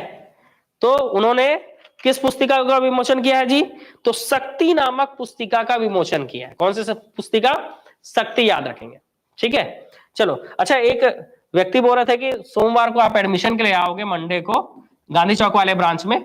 तो आपको मैं एक चीज बता दूं कि मेंस के एडमिशन के लिए आप आ रहे हो, लेकिन अभी जो है गांधी चौक वाले ब्रांच में ना सीजीपीएससी के लिए जो ऑफर चल रहा है, देखो प्री का जो फीस है ना वो 18,000 के जगह पर 12,000 में आपको एडमिशन दिया जा रहा है प्री में।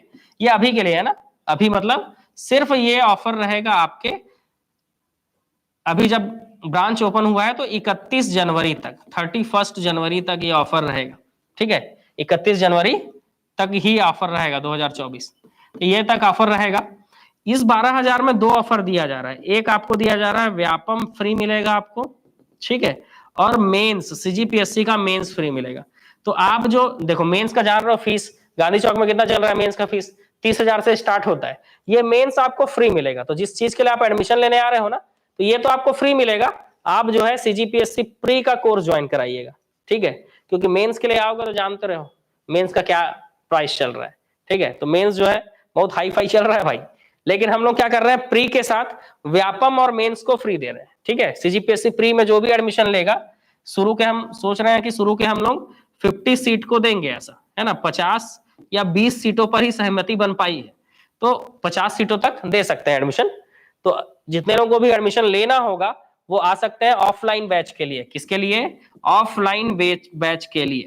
ठीक है, और जितने लोगों को ऑनलाइन में ऐसा कुछ ऑफर चाहिए, क्योंकि ऑनलाइन में भी कुछ ऑफर चल रहा है, तो ऐसा कोई ऑफर ऑनलाइन के लिए चाहिए होगा आपको, तो थोड़ा सा चार्ज ज्यादा है, लेकिन इसी तरह का कुछ मिलता जुलता ऑफर मिल जाएगा आपको।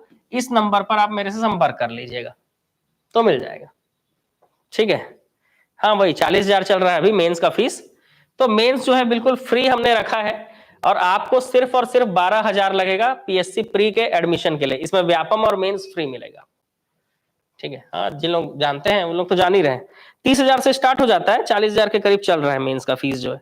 तो ये चीजें आपको जो है शुरू के 50 सीट पर ऐसा सहमति बना है हमारा कि शुरू के 50 सीट पर हम ऐसा देंगे, ठीक है। तो जो भी आपके मित्र बंधु होंगे, ठीक, वो आ सकते हैं। इसके अलावा आप जान रहे हो सीजीपीएससी प्री के लिए 5 टेस्ट फ्री रखा गया है और बाकी प्रयोगशाला परिचारक, हॉस्टल वार्डन और एडीओ, पुलिस आरक्षक भर्ती के टेस्ट सीरीज स्टार्ट हो रहे हैं, जो कि आप कल ही आकर रजिस्ट्रेशन करा सकते हैं। और उनका जो प्राइस है वो 299 रखा गया है, 10 + 5 मतलब 10 सब्जेक्टिव और 5 मेगा टेस्ट मिलेंगे, 299, ठीक है। तो ये आप आकर करा सकते हैं।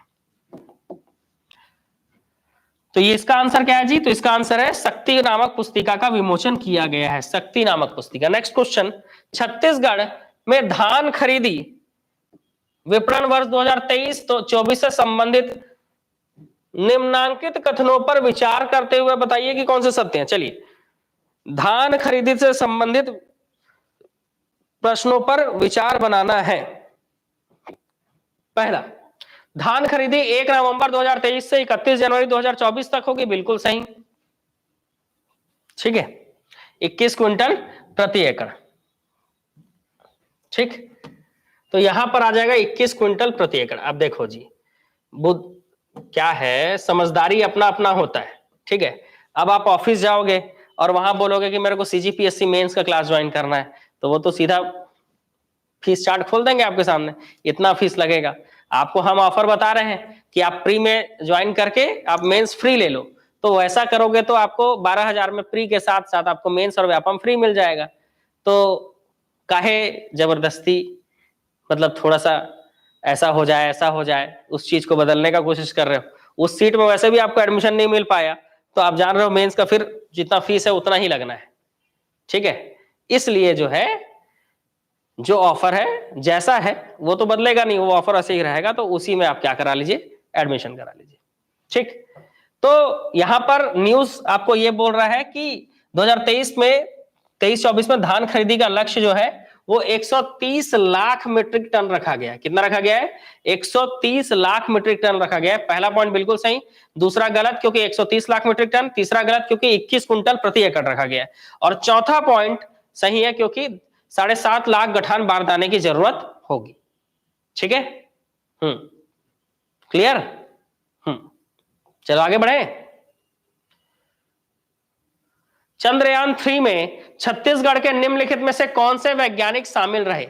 चंद्रयान 3 की हम बात करें तो इसमें छत्तीसगढ़ के कौन कौन से वैज्ञानिक शामिल रहे? खुशबू श्रीवास्तव, ज्ञानेंद्र कश्यप, निशांत सिंह, भरत कुमार और रामकृष्ण।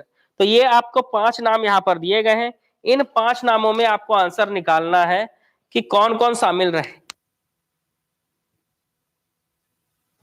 ठीक है। तो रायपुर से खुशबू श्रीवास्तव, ज्ञानेंद्र कश्यप महासमुंद से, अंबिकापुर से निशांत सिंह और भिलाई से भरत कुमार, ये चारों शामिल रहे। इस कारण ऑप्शन नंबर ए सही होगा। और बिलासपुर से रामकृष्ण को हटा देना, ये नहीं थे। तो 1 2 3 4 ऑप्शन नंबर ए याद रखना है आपको। 1 2 3 4 ये ऑप्शन नंबर ए आपको क्या करना है, याद रखना है, ठीक है।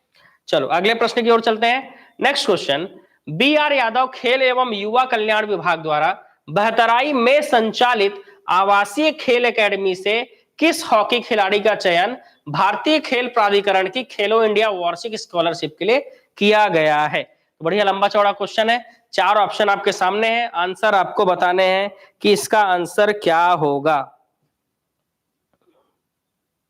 ठीक है। बताइए इसका आंसर क्या होगा? मीना साहू, ज्ञानेश्वरी यादव, गीता यादव या फिर आकर्षी कश्यप? तो किसको लिया गया है ये आपको बताना है। तो किसको? गीता यादव, ठीक है। स्कॉलरशिप के लिए किसका चयन किया गया है? गीता यादव का चयन किया गया है। अगला क्वेश्चन, तत्कालीन मुख्यमंत्री ने किस तारीख को 13 नए अनुविभाग और 18 नए तहसीलों का शुभारंभ किया? 13 नए अनुविभाग और 18 नए तहसीलों का शुभारंभ किया। देखो तत्कालीन मुख्यमंत्री है ना, भूपेश बघेल जी ने वर्चुअली शुभारंभ कर दिया, इस कारण तहसीलों की संख्या 250 हो गई। नहीं तो तहसीलों की संख्या कम हो जाती। ठीक है, तहसीलों की संख्या, क्योंकि वर्चुअली इन्होंने शुभारंभ कर दिया, इस कारण क्या होता है, कोई भी जब सरकार में रहे और वो चीजें अगर शुभारंभ किसी चीज की हो जाती है तो उसको फिर बैक नहीं लिया जा सकता, इसलिए तहसील 250 हो गए हैं। और ये हुआ था कब, तो ये हुआ था आपका 20 अगस्त 2023। 20 अगस्त 2023 कहां से, तो महासमुंद से। 20 अगस्त 2023 महासमुंद से। देखो, अगर कोई घोषणा किया है ना, मुख्यमंत्री भूपेश बघेल जी ने अगर किसी चीज का घोषणा किया है तो वो चीज अब होगा कि नहीं, वो उसकी गारंटी नहीं है। ठीक है, क्योंकि वो राज्य के नीति निर्देशक तत्व में आते हैं। नई सरकार उस चीज को देगी कि नहीं देगी, इस चीज की गारंटी नहीं है। लेकिन अगर किसी चीज का इन्होंने शुभारंभ कर दिया है तो वो अब वापस नहीं हो सकता। मतलब ये नहीं है कि उसको बंद कर देंगे। किसी भी चीज को शुभारंभ कर दिया गया है, किसी भी चीज को बना दिया है इन्होंने, मान लीजिए इन्होंने कोई स्मारक बना दिया, बताए, तो ऐसा नहीं है कि नई सरकार आएगी तो स्मारक को तोड़वा देगी, ऐसा नहीं होगा। समझ रहे हो? वैसे इन्होंने क्या किया, इन्होंने किया 13 नए अनुविभाग और 18 नए तहसीलों का शुभारंभ किया। इसका मतलब ये नहीं है कि नई सरकार आएगी तो इनको वापस ले लेगी, ऐसा नहीं होगा। ठीक है, तो 20 अगस्त 2023 महासमुंद से इन्होंने वर्चुअली शुभारंभ किया, जिससे राजस्व अनुविभाग की संख्या 122 हो गई है और तहसीलों की संख्या 250 हो गई है।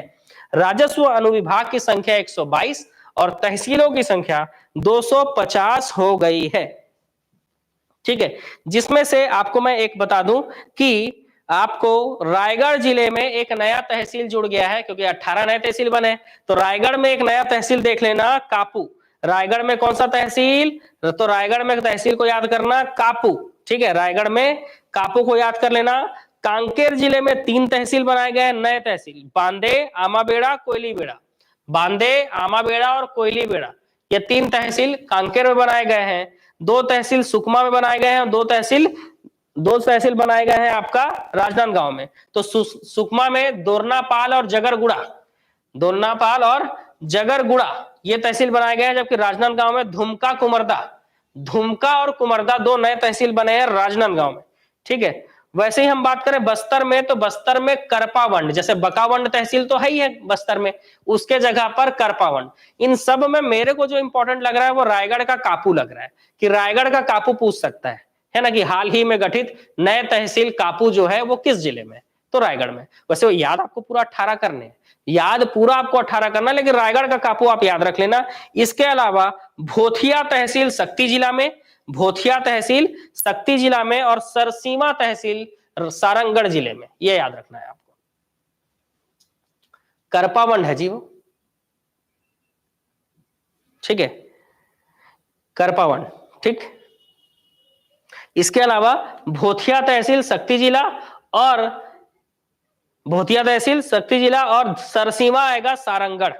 ठीक है, और एक है दाढ़ी, है ना, दाढ़ी, दाढ़ी जिला, सॉरी दाढ़ी तहसील बेमेतरा जिले में। दाढ़ी तहसील कहां जी, तो दाढ़ी तहसील बेमेतरा। वैसे ही गरियाबंद का फिंगेश्वर, आप जानते हो फिंगेश्वर में फड़िकेश्वर महादेव का मंदिर है, उस फिंगेश्वर को भी क्या कर दिया गया, तहसील बना दिया गया, गरियाबंद जिले का फिंगेश्वर। ठीक है, बिलासपुर में पचपेड़ी, ठीक है, बिलासपुर में पचपेड़ी याद रखेंगे, बिलासपुर के पचपेड़ी को बनाया गया है, और जसपुर के बाग बहार को बनाया गया। बिलासपुर के पचपेड़ी और जसपुर के बाग बहार को बनाया गया है। शक्ति का चंदरपुर, है ना, शक्ति जिले में कौन सा तहसील बनाया गया है, चंदरपुर को तहसील बना दिया गया है। ठीक है, अभी तक चंदरपुर जो है डभरा तहसील के अंतर्गत आता था, अब चंदरपुर को भी क्या कर दिया गया है, तहसील बना दिया गया है। इसके अलावा सूरजपुर का भटगांव तहसील बन गया है, और कबीरधाम का कुकदूर तहसील बन गया है, कुकदूर। दाढ़ी तहसील याद हो गया बेमेतरा, चलो अच्छी बात है। ठीक है, तो इस तरह से 13 नए अनुविभाग बनने से टोटल 122 हो गए, और 18 नए तहसील बनने से 250 हो गए। विकास खंड आज भी उतने ही हैं, 146। ठीक है, विकास खंड आज भी उतने ही है, 146। तो आप लोग बताओ, करंट अफेयर का सीरीज आपको अच्छा लग रहा है? क्योंकि करंट अफेयर के सीरीज में अगर मजा नहीं आ रहा होगा तो फिर दूसरा सब्जेक्ट पढ़ाऊंगा मैं आपको। ठीक है, वैसे मेरे को तो काफी मजा आ रहा है करंट अफेयर पढ़ाने में, नए नई चीजें जो है आपको अवगत कराया जा रहा है नई नई चीजों से, आपको भी मजा आ रहा होगा वैसे। क्योंकि देखो जी, छत्तीसगढ़ में 3 पोर्शन पढ़ाने का जिम्मेदारी मेरा है। एक छत्तीसगढ़ का भूगोल, दूसरा छत्तीसगढ़ का प्रशासन और तीसरा छत्तीसगढ़ का करंट। छत्तीसगढ़ का भूगोल का पूरा एमसीक्यू मैंने आपको करा दिया है, थ्योरी क्लास के लिए आप एप्लीकेशन से ज्वाइन कीजिए। छत्तीसगढ़ का प्रशासन मैंने पूरा आपको करा दिया है, थ्योरी के लिए आप एप्लीकेशन से ज्वाइन कर लीजिए। और करंट अफेयर जो है ये चल रहा है, ये तो चलते रहेगा, ठीक है। करंट अफेयर रुकेगा नहीं, हर 2 दिन 3 दिन में मैं करंट अफेयर आपके लिए लेकर आते रहूंगा, ठीक है। तो रेगुलर बेसिस पे करंट अफेयर मैं आपको पढ़ाऊंगा, नंबर भी डालते जा रहा हूं वीडियो पे ताकि दिखते जाए कि पहला वीडियो कौन सा था, दूसरा कौन सा था, तीसरा कौन सा था। तो इस तरह से 6 महीने का करंट अफेयर जो चल रहा है, इसको दिसंबर तक में जो भी करंट अफेयर हुए हैं वो सब को हम क्या करेंगे, एक कंपाइल कर लेंगे। उसके बाद अगला 6 महीना जो है ना वो जनवरी से जून 2024 वाला सीरीज चालू करेंगे और उसमें फिर 1 2 3 4 करके चलेंगे, ठीक है। चलो बताओ, प्रदेश में जो नथिया नवा गांव है, नथिया नवा गांव में मिलेट्स का सबसे बड़ा प्रोसेसिंग प्लांट स्थापित किया गया है, ये किस जिले में? इसको अभी अभी आपको पढ़ाया भी गया था मेरे द्वारा, है ना, कुछ समय पहले। ये इसके पिछले वाले करंट में मैंने इसको बताया भी था कि नथिया नवा गांव में मिलेट्स का सबसे बड़ा प्रोसेसिंग प्लांट स्थापित किया जा रहा है। ये किस जिले में है? तो ये कांकेर जिले में है। बहुत बढ़िया, ये किस जिले में है? कांकेर जिले में है। अब आप बताओ, अभी भी 50 क्वेश्चन बचे हुए हैं, तो क्या 50 क्वेश्चन कवर करा लिया जाए, है ना, कि आज के लिए इतना ही रहने दिया जाए, है ना?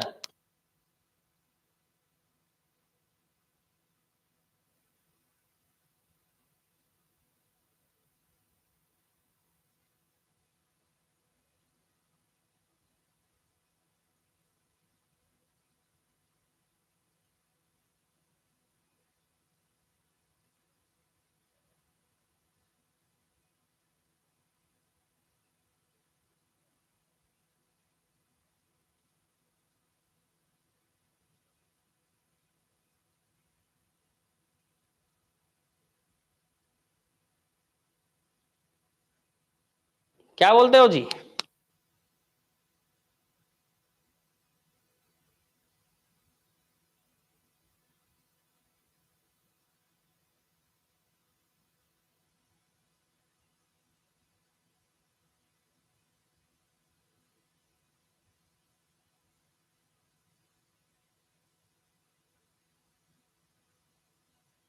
लेकिन इस वीडियो को भी 1000 लाइक मिलना चाहिए, पता है, जैसे बाकी सारे वीडियोस को, अब मेरे जितने भी वीडियोस हैं सबको 1000 लाइक, 1000 प्लस लाइक जाता है, वैसे ही इस वीडियो को भी 1000 प्लस लाइक मिलना चाहिए, तब तो करा दूंगा, ठीक है।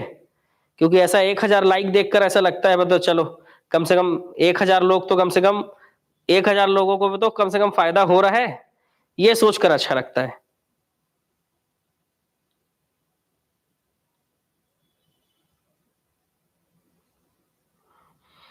इसलिए बताओ, करा दें क्वेश्चन? चलो चलते हैं, है ना, क्वेश्चन कराते हैं, क्वेश्चन कराते हैं। देखो पहला क्वेश्चन, इसके बाद मतलब 51वां क्वेश्चन क्या बोलता है आपको? ये बोलता है Lara super thermal power project में 800 मेगावाट की 2 परियोजनाओं को अगस्त 2023 में मंजूरी दे दी गई। मतलब 800 मेगावाट की 2 प्रोजेक्ट और चालू कर दिए गए बिजली का। यह Lara super thermal power project किस जिले में है? तो आप जान रहे हो, लारा एनटीपीसी, ये कहां है जी? ये रायगढ़ जिले में है। लारा एनटीपीसी कहां है? ये रायगढ़ जिले में है। लेकिन आप लोग भागना नहीं है, ठीक है, क्योंकि आप लोगों के कंटिन्यू आंसर आते रहने चाहिए अगर क्लास को कंटिन्यू करना है तो। अब भागोगे वीडियो कट। फिर मिलेंगे अगले क्लास में। तत्कालीन मुख्यमंत्री ने 1320 megawatt super critical power station की आधारशिला कहां रखी है? तो ऐसे 1320 मेगावाट पहले से प्रस्तावित है। कहां पर प्रस्तावित है? भैया थान सूरजपुर, है ना, और प्रेमनगर इफ्को पावर प्लांट, ठीक है। तो भैया थान और प्रेमनगर दोनों सूरजपुर में 2 पावर प्लांट 1320 के प्रस्तावित है, मैं पहले से बता रहा हूं। लेकिन तत्कालीन मुख्यमंत्री ने 29 जुलाई 2023 को और कहां आधारशिला रख दी कि 1320 मेगावाट का प्लांट यहां भी बनाएंगे करके। 2 तो पहले से प्रस्तावित है सूरजपुर जिले का, एक भैया थान पावर प्लांट और एक प्रेमनगर में इफ्को पावर प्लांट, ये दोनों पहले से प्रस्तावित है, दोनों 1320। लेकिन 1320 मेगावाट और कहां उन्होंने रख दिया कि हाँ यहां भी 1300 मेगावाट का और एक प्लांट लगाएंगे। ऐसा कहां पर इसकी आधारशिला रख दी गई है बताइए? बहुत बढ़िया, सही आंसर कोरबा जिले में, कोरबा जिले में रख दिया गया है। समझ रहे हो? छत्तीसगढ़ की ऊर्जा राजधानी कोरबा, ठीक है, यहां पर रखा गया है। कई लोग इसका आंसर बस्तर बता रहे हो, जो कि गलत है। ठीक है, कोयला मिल ही था, है कोयला मिल ही था तो सुपर थर्मल पावर प्लांट लगाबो। बिना कोयले के एनटीपीसी चलेगा कैसे, या थर्मल पावर प्लांट चलेगा कैसे? उसके लिए कोयला चाहिए, और ऐसे कोयले जो है सिर्फ गुड़वाना क्षेत्र में, और गुड़वाना क्षेत्र कोरबा, रायगढ़, सूरजपुर, कोरिया, मनेन्द्रगढ़, इसमें तो सीधी सी बात है पावर प्लांट इधर ही लगाए जाएंगे। सूरजपुर में 1320 मेगावाट के 2 प्लांट क्यों लगाए जा रहे हैं? क्योंकि वहां कोयला है। जहां कोयला है बिजली भी वहीं बनाएंगे, सीधी सी बात है। समझ गए मामला? बस्तर क्यों नहीं? बस्तर इसलिए नहीं। राष्ट्रीय बहुआयामी गरीबी सूचकांक नीति आयोग द्वारा एक प्रगति एक समीक्षा रिपोर्ट जुलाई 2023। देखिए आंसर ऑप्शन नंबर डी, मतलब तीनों सही।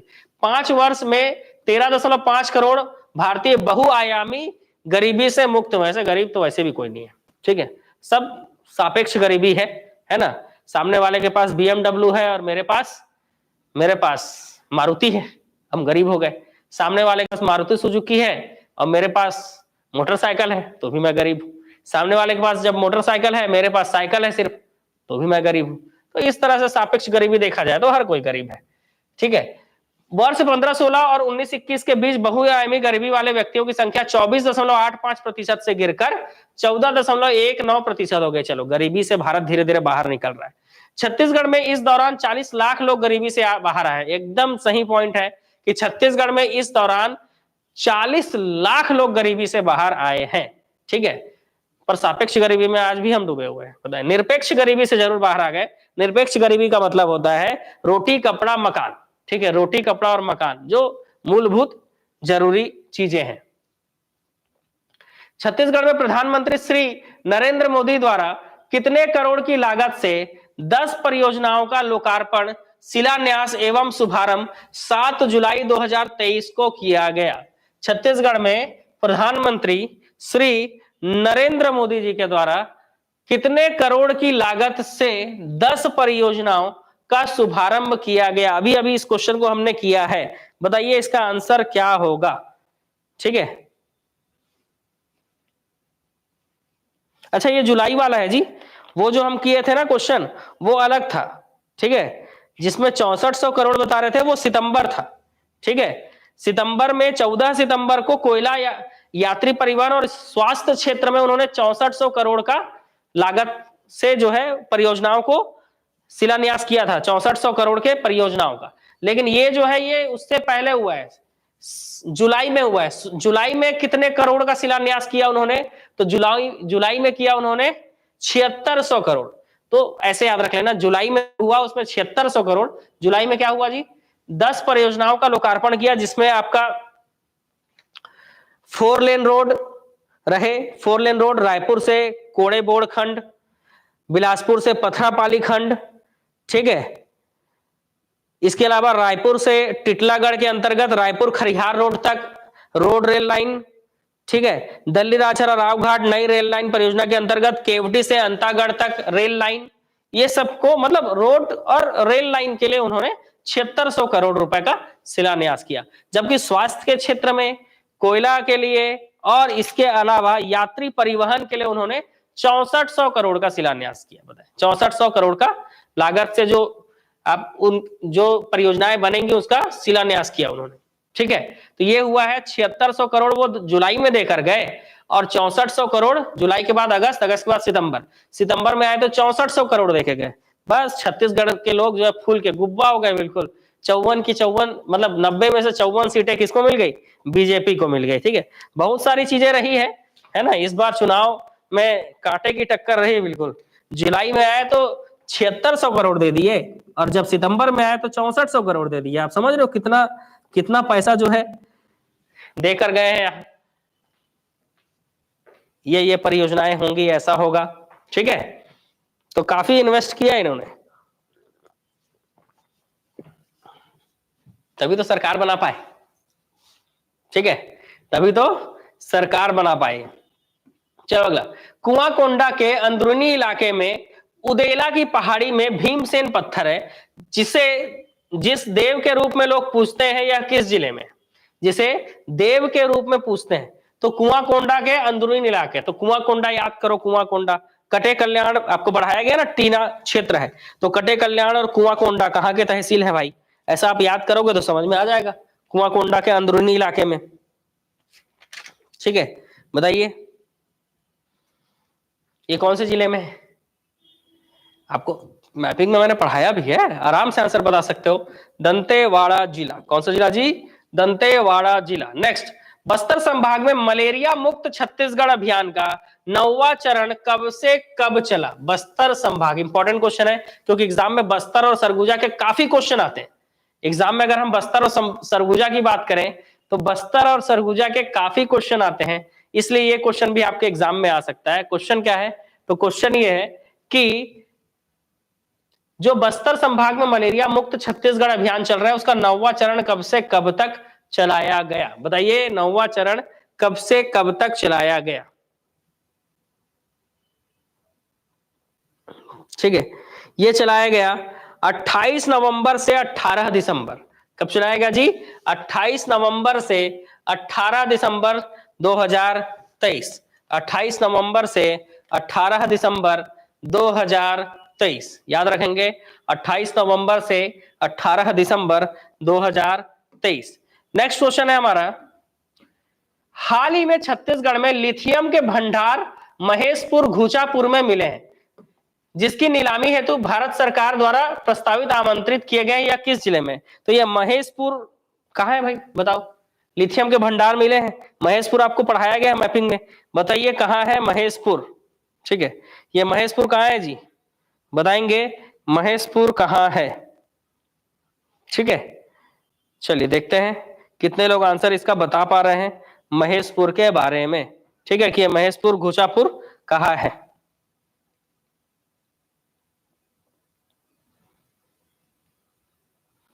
महेशपुर घुचापुर, ठीक है, ये महेशपुर घुचापुर कहाँ है?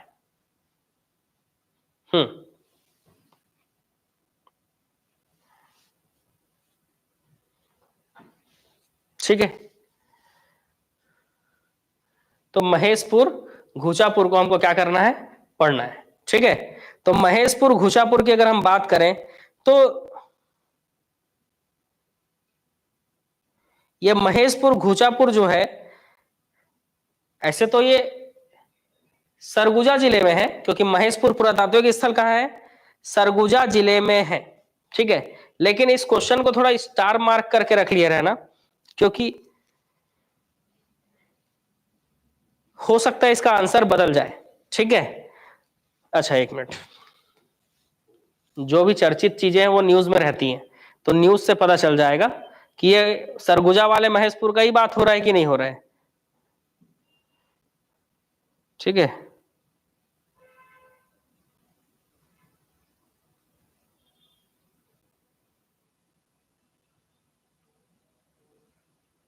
ठीक है,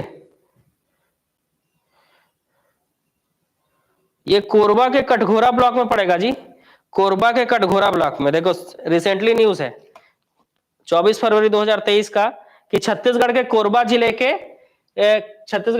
जिले में लिथियम के भंडार मिले हैं जो कि कटघोरा ब्लॉक के महेशपुर घुचापुर नामक जगह पर पाए गए हैं। तो इसका आंसर आपको कोरबा लेना है। मैंने बोला ना, जो भी चीजें चल रही होती है वो आपको क्या होता है, वो आपको यहां पर होता है। ठीक है, न्यूज में होता है। ठीक, तो न्यूज से हम तुरंत जाकर सर्च करके तुरंत, है ना, कश्मीर के बाद अब छत्तीसगढ़ में भी लिथियम के भंडार प्राप्त किए गए हैं। ये लिथियम के भंडार क्यों इंपॉर्टेंट है आपको पता है? इसी से लिथियम आयन बैटरी बनता है जिससे बैटरी वाली स्कूटी, बैटरी वाले कार बनाए जा सकते हैं। तो इसलिए इसका आंसर आप कोरबा लीजिएगा। ठीक है, थोड़ा सा मेरे को डाउट हो रहा था, ठीक है, क्योंकि आप सबके सब सरगुजा आंसर दे रहे थे और महेशपुर पुरातात्विक स्थल सरगुजा जिले में ही है, लेकिन बहुत सारे ऐसे जगह होंगे जहां पर महेशपुर नामक जगह होगा, महेशपुर नामक गांव होगा। ठीक है, तो यहां पर कभी ना कभी क्या हो जाता है, कंफ्यूजन हो जाता है। तो लिथियम भंडार तो कोरबा जिले में पाया गया, कोरबा जिले के कटघोरा ब्लॉक में, और वहां पर महेशपुर घुचापुर नामक गांव होगा, सीधी सी बात है। तो ऐसा नहीं है, जैसे अब आप नेहरू चौक ही देख लो, तो हर जिले में कहीं ना कहीं नेहरू चौक, गांधी चौक मिल ही जाएगा आपको, समझ रहे हो? वैसे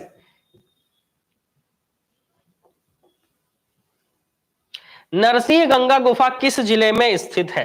क्वेश्चन है आपका, मतलब ये क्वेश्चन इंपॉर्टेंट है जी, लिथियम भंडार वाला। ठीक है, ये लिथियम भंडार वाला क्वेश्चन क्या है, इंपॉर्टेंट है, इसको अच्छे से लिख लिया रहना, क्योंकि महेशपुर घुचापुर देखकर हम क्या करेंगे, बहुत सारे लोग सरगुजा टिक मार देंगे।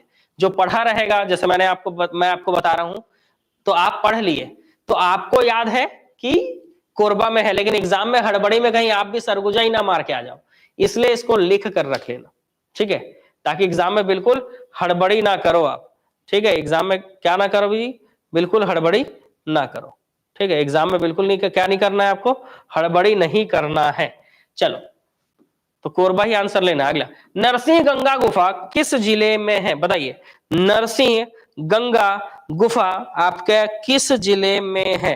तो नरसिंह गंगा गुफा की हम बात करें तो ये कहाँ है जी, तो ये भी कोरबा जिले में है। पलमा पहाड़ी चैतमा, कहां पर? चैतमा के पास पलमा पहाड़ी है ना, पलमा पहाड़ी में चैतमा के पास ये नरसिंह गंगा गुफा है। तो रिसेंटली खोजे गए जो गुफा है ये सब एग्जाम में आते हैं, इसलिए अगर ये आ जाए एग्जाम में कि नरसिंह गंगा गुफा किस जिले में है, तो चैतमा, पलमा पहाड़ी के पास चैतमा। ठीक है, कोरबा जिला, कौन सा जिला? कोरबा जिला। नेक्स्ट, चौड़ी घाट के पास मारकंडी नदी, इंद्रावती नदी और आंजर नाला का संगम है। ठीक है, चौड़ी घाट, इसी को पूछेगा अभी, देखना। चौड़ी घाट के पास मारकंडी नदी, इंद्रावती नदी और आंजर नाला का संगम है, मतलब 3 नदियों का संगम और ढूंढ लिए। जैसे आप राजिम पढ़ते हो, शिवरी नारायण पढ़ते हो, चंद्रपुर पढ़ते हो, है ना, आपका खैरागढ़ पढ़ते हो, आमने पिपरिया मुस्का नदी का संगम, वैसे ही इन्होंने ढूंढा है चौड़ी घाट, जो कि 3 नदियों के संगम पर है। मारकंडी नदी, इंद्रावती नदी तो है ही है, इसके अलावा आंजर नाला, ये किस जिले में है? तो ये जिले में है, किस जिले में है जी? तो सीधी सी बात है, वैसे भी आपका इंद्रावती नदी 3 जिलों से ही होकर बहती है, बस्तर, दंतेवाड़ा और बीजापुर। तो बीजापुर में तो नहीं है, दंतेवाड़ा में भी नहीं है, नारायणपुर तो हो ही नहीं सकता, क्योंकि इंद्रावती नदी नारायणपुर में तो बहती ही नहीं। तो आंसर क्या होगा? बस्तर। ठीक है, ये चौड़ी घाट कहाँ है? बस्तर के जगदलपुर में ये चौड़ी घाट है, जहां पर इंद्रावती नदी की 2 सहायक नदियां मारकंडी और आंजर नाला मिलकर आकर क्या करते हैं? संगम बनाते हैं। बिलासपुर में आयोजित 46वें राउत नाचा महोत्सव 2023 में प्रथम स्थान पर कौन रहा? आप जानते हो इस बार 2023 में 46वां राउत नाचा महोत्सव मनाया गया था। यह राउत नाचा महोत्सव बिलासपुर के लाल बहादुर शास्त्री स्कूल मैदान में मनाया जाता है, जो कि 1978 से मनाया जा रहा है। कब से मनाया जा रहा है जी? 1978 से, 1978 से। ठीक है, 1978 से। और इस पे जीत किसने हासिल की है? बसिया दल ने। किसने जीत हासिल की है जी? बसिया दल ने जीत हासिल की है, याद रहेगा, बसिया दल। नेक्स्ट क्वेश्चन, हुड़का हुड़की नृत्य किस जनजाति द्वारा किया जाता है? ये लोग हुदर देते हैं क्या जी? हाँ, हुदर देते होंगे, पता है, बैगा लोग तो है, हुड़का हुड़की नृत्य करते रहते हैं, एक दूसरे को हुदरते रहते होंगे, पता है, अपना झाड़ते हैं उसी से, समझ रहे हो? तो उसी से याद रखना है, बैगा लोग जो है हुड़का हुड़की नृत्य करते हैं। छत्तीसगढ़ राज्य महिला उद्यमिता नीति की अवधि क्या है? छत्तीसगढ़ राज्य महिला उद्यमिता नीति की, है ना, महिलाओं को उद्योग स्थापित करने का मौका दिया जाए, इसके लिए छत्तीसगढ़ राज्य महिला उद्यमिता नीति लागू की गई थी, जिसमें अगर कोई मैन्युफैक्चरिंग उद्योग लगा रहा है तो उसको 50 लाख तक का 50 लाख तक का लोन मिल जाएगा। जो सेवा उद्योग लगा रहा है उसको 25 लाख, और जो व्यवसाय कर रहा है उसको 10 लाख रुपए तक दिया जाएगा। ठीक है, इस पर सब्सिडी ये सब दिया जाता है। इसकी अवधि रखी गई है 2023 से 2028। ठीक है, 2023 से 2028 छत्तीसगढ़ राज्य महिला उद्यमिता नीति, ताकि महिलाओं को भी क्या किया जा सके? उद्योगों में मौका दिया जा सके, ताकि ये भी उद्योग लगा सके। तो मैन्युफैक्चरिंग अगर कर रहे हो, किसी चीज को मैन्युफैक्चर कर रहे हो, किसी चीज को बना रहे हो, तो 50 लाख तक का लोन मिल जाएगा। इसके अलावा अगर आप क्या कर रहे हो, अगर आप कोई सेवा क्षेत्र के लिए कार्य कर रहे हो, सर्विस सेक्टर, जैसे हम लोग एजुकेशन वाले, डॉक्टर लोग, होटल, रेस्टोरेंट, ये सब सर्विस सेक्टर है, तो इन अगर ऐसा कुछ कर रहे हो तो 25 लाख तक का लोन। और अगर मान लो कोई सा व्यावसायिक उद्योग लगा रहे हो, है ना, कोई सा व्यावसायिक उद्योग लगा रहे हो, बिजनेस कर रहे हो, है ना, किसी भी फैक्ट्री लगा के कोई सा भी, तो 10 लाख तक का लोन मिल जाएगा। ठीक है, चलो आगे बढ़े। अगले क्वेश्चन की ओर चलते हैं। नेक्स्ट क्वेश्चन हमारा बोलता है कि नगरी दुबराज चावल को मार्च 2023 में भौगोलिक संकेतक प्राप्त हुआ है, जीआई टैग मिला, छत्तीसगढ़ के किस जिले में है ये नगरी दुबराज? तो नगरी से ही आपको याद रखना है सिहावा नगरी। सिहावा नगरी कहाँ है जी? धमतरी जिले में है। कहाँ है? धमतरी जिले में है। इसके पहले 2019 में किसको जीआई टैग मिला? तो 2019 में सरगुजा जिले के जीरा फूल को, है ना, जीरा फूल जो चावल है इसको क्या दिया गया? जीरा फूल चावल को जीआई टैग मिल चुका है। ठीक है, कि भौगोलिक संकेतक क्या होते हैं, जीआई टैग क्या होता है? ये उस क्षेत्र की पहचान होती है। ये उस क्षेत्र की क्या होती है जी? ये उस क्षेत्र की पहचान होती है। भौगोलिक संकेतक का मतलब ये उस क्षेत्र की पहचान होती है, ये आपको याद रखना है। तो दोनों याद रखना। 2019 में दिया गया था किसको? तो 2019 में दिया गया था सरगुजा के जीरा फूल को, चावल को, और 2023 में धमतरी के नगरी दुबराज को दिया गया। ठीक है, ये आपको याद रखना है। चलो अगला क्वेश्चन। सतत विकास लक्ष्य एसडीजी जिला रैंकिंग 2021 में किस जिला को प्रथम स्थान प्राप्त हुआ? कौन सा जिला ऐसा है जिसको प्रथम स्थान प्राप्त हुआ है ना? सतत विकास लक्ष्य है ना, और ये सस्टेनेबल डेवलपमेंट किसमें जोरदार रहा, किस जिले में, ये पूछ रहा है आपको। ठीक है,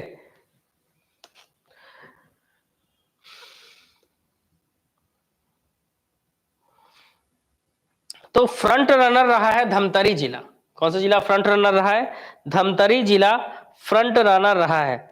जो 100 नंबर पाता है उसको अचीवर मिलता है, जो 50 से 99 पाता है उसको फ्रंट रनर, जो 65 से 99 वाले को फ्रंट रनर, 50 से 64 वाले को परफॉर्मर, और 50 से कम वाले को एस्पायरेंट, है ना, एस्पिरेंट का अवार्ड मिलता है। ठीक है, तो ये 4 श्रेणी में जिलों को बांटा गया, जिसमें फ्रंट रनर जिले जो है वो रहे हैं धमतरी, राजनांदगांव, बालोद, दुर्ग, बेमेतरा, गरियाबंद, महासमुंद और रायपुर। तो रायपुर से रायपुर, महासमुंद, धमतरी, गरियाबंद। ठीक है, रायपुर से रायपुर, महासमुंद, धमतरी और गरियाबंद। रायपुर के बलौदा बाजार को छोड़ दिया जाए तो 4 जिले रायपुर से, और दुर्ग से दुर्ग, बेमेतरा और बालोद और राजनांदगांव। दुर्ग, बेमेतरा, बालोद और राजनांदगांव, ये 8 जिले फ्रंट रनर जिले हैं। कौन कौन से? दुर्ग, बेमेतरा, बालोद और राजनांदगांव। ठीक है, तो दुर्ग आप जान रहे हो, दुर्ग के ऊपर बेमेतरा है और उसके नीचे बालोद है और इस तरफ राजनांदगांव। तो ये 4 जिले हो गए। इसके अलावा रायपुर से, रायपुर ऊपर तो जाएंगे नहीं, इस तरफ जाएंगे, महासमुंद। ठीक है, रायपुर से महासमुंद, गरियाबंद और धमतरी, ऐसे करके 4 जिले ये हैं। टोटल 8 जिले फ्रंट रनर है, याद रखना, फ्रंट रनर। ठीक है, अचीवर तो कोई नहीं बन पाएगा क्योंकि अचीवर में 100 अंक चाहिए पूरा। ठीक है, तो फ्रंट रनर ये 8 जिले फ्रंट रनर हैं, और इन जिलों को छोड़ दिया जाए तो बाकी सब जिले जो है वो परफॉर्मर में आए हैं। किसमें आए? परफॉर्मर में। फ्रंट रनर मतलब 65 से 99 तक का अंक मिलेगा तो फ्रंट रनर। इसमें भी आगे कौन रहा है? धमतरी। कौन रहा है जी? धमतरी। और परफॉर्मर का मतलब होता है 50 से 64 अंक। 50 से 64 अंक अगर मिलता है तो इसके नीचे वाले को एस्पायरेंट कहा जाता है, और उससे ऊपर 100 अंक वाले को अचीवर कहा जाता है। ठीक है, ठीक, चलो आगे बढ़े। कोई समस्या? कोई समस्या नहीं है, चलिए आगे बढ़ते हैं अगले क्वेश्चन की ओर। छत्तीसगढ़ के राज्यपाल महामहिम ने छत्तीसगढ़ उच्च न्यायालय के नए मुख्य न्यायाधीश के रूप में 29 मार्च से किसे शपथ दिलाई है? तो राज्यपाल, जान रहे हो, उच्च न्यायालय के नए जो मुख्य न्यायाधीश होते हैं उनको शपथ कौन दिलाते हैं? तो उनको शपथ राज्यपाल दिलाते हैं। ठीक है, तो सॉरी, हाँ, तो आपको ये बताना है कि छत्तीसगढ़ राज्य के नए मुख्य न्यायाधीश जो कि 15वें नंबर के मुख्य न्यायाधीश बने हैं, ये कौन बने? क्या हो रहा है? बिलासपुर में कुछ काम नहीं किया है क्या भूपेश बघेल सरकार ने? अब बिलासपुर में क्या ही काम करेंगे जी? एक कम से कम एयरपोर्ट ही दे देते हैं अच्छा सा, मतलब एयरपोर्ट को ही अच्छा बना देते हैं, वो भी नहीं हो पाया। ठीक है, कुछ ना कुछ किए होंगे, योजनाओं का तो लाभ चला होगा, लेकिन जिस लेवल पे काम हो सकता था बिलासपुर पे, उस लेवल पे नहीं हो पाया। अब होगा, अब होगा इन 5 सालों में बिलासपुर में काफी काम होने वाला है बिलासपुर में, ठीक है, क्योंकि सारे मंत्री इधर ही से गुजरने हैं। मतलब जिनको भी अब सरगुजा से जिनको जिनको मंत्री बनाया गया है, गुजरना तो बिलासपुर से ही होगा ना, सीधी सी बात है। चलो, रमेश सिन्हा है ना, न्यायमूर्ति रमेश सिन्हा जो है ये 15वें, याद रखेंगे, 15वें नंबर के मुख्य न्यायाधीश बने। 15वें नंबर के क्या बने हैं? मुख्य न्यायाधीश बने हैं। अच्छा, पाटन में अच्छा काम किए हैं, हाँ, तो जहां के मुख्यमंत्री हैं वहां के तो अच्छा ही काम करेंगे ना। श्री विश्वभूषण हरिचंदन छत्तीसगढ़ के 9वें राज्यपाल बने। उन्हें छत्तीसगढ़ राज्य उच्च न्यायालय के तत्कालीन मुख्य न्यायाधीश ने कब शपथ दिलाई? तो जब 9वें नंबर के राज्यपाल विष्णुभूषण है ना, विश्वभूषण हरिचंदन राज्यपाल का शपथ ले रहे थे, तो इनको शपथ किसने दिलाया? समझ रहे हो, राज्यपाल उच्च न्यायालय के मुख्य न्यायाधीश को शपथ दिलाता है और उच्च न्यायालय के मुख्य न्यायाधीश जो है वो राज्यपाल को शपथ दिलाते हैं, दोनों एक दूसरे को शपथ दिला देते हैं। समझ रहे हो? तो उस समय पूछा जा रहा है कि उस समय किस दिन श्री विश्वभूषण हरिचंदन जी ने सब शपथ लिया, क्योंकि उस समय छत्तीसगढ़ उच्च न्यायालय के मुख्य न्यायाधीश श्री है ना, न्यायमूर्ति श्री अरुण कुमार गोस्वामी थे। कौन थे जी? श्री अरुण कुमार गोस्वामी, न्यायमूर्ति श्री अरुण कुमार गोस्वामी जी थे, गोस्वामी जी, ठीक है। और उन्होंने कब इनको शपथ दिलाया? तो बहुत ही आसान है, याद रखना, 23 फरवरी 2023, 23/2/2023, तो 23 याद रखना जी, ठीक है। 23 फरवरी 2023 को 23 फरवरी 2023 को छत्तीसगढ़ के राज्यपाल, 9वें राज्यपाल के रूप में, ये भी याद रखना है, 9वें राज्यपाल के रूप में श्री विश्वभूषण हरिचंदन जी ने क्या किया? शपथ लिया। श्री विश्वभूषण हरिचंदन जी ने क्या लिया जी? शपथ लिया। किसके रूप में? 9वें राज्यपाल के रूप में। चलिए अगले क्वेश्चन की ओर चलते हैं।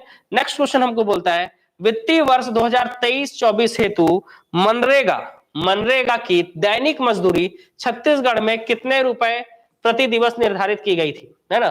तो फाइनेंशियल ईयर 2023-24 के लिए मनरेगा के लिए कितने रुपए प्रतिदिन बताइए, क्योंकि इसमें सबसे ज्यादा देने वाला जो है वो हरियाणा है। हरियाणा जो है मनरेगा के लिए प्रतिदिन 357 रुपए देता है। मतलब हरियाणा में कितने दिए जाते हैं जी? 357 रुपए। सोचो, हरियाणा में 357 दिए जाते हैं। इसके अलावा छत्तीसगढ़ में कितना दिया जाता है ये पूछा जा रहा है। तो ये 357 मतलब हरियाणा, 357 मतलब हरियाणा। सबसे ज्यादा कौन देता है जी? हरियाणा देता है 357। छत्तीसगढ़ में 221 रुपए। बहुत बढ़िया, सही आंसर ये है छत्तीसगढ़ का, ठीक है। छत्तीसगढ़ में मनरेगा वालों को पर डे 221 रुपए के हिसाब से दिया जाता है। बहुत है 221, एक दिन काम करेंगे उतना ही काफी है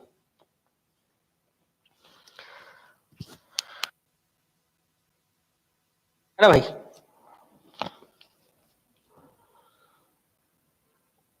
ये दिवस जो होता है 1 अप्रैल 2023 से 31 मार्च 2024 के लिए, तो अभी 31 मार्च 2024 नहीं आया है, तो अभी भी यही दिया जा रहा है। ये पानी है जी, इसमें खत्म हो गया, पियोगे आप भी? लेके आओ आपके लिए, रुको लेके आता हूँ। यहाँ पे ना डिस्पेंसर, यहाँ से पानी लाके जो है पीते रहते हैं। अब क्या करें जी, पानी ही पी सकते हैं।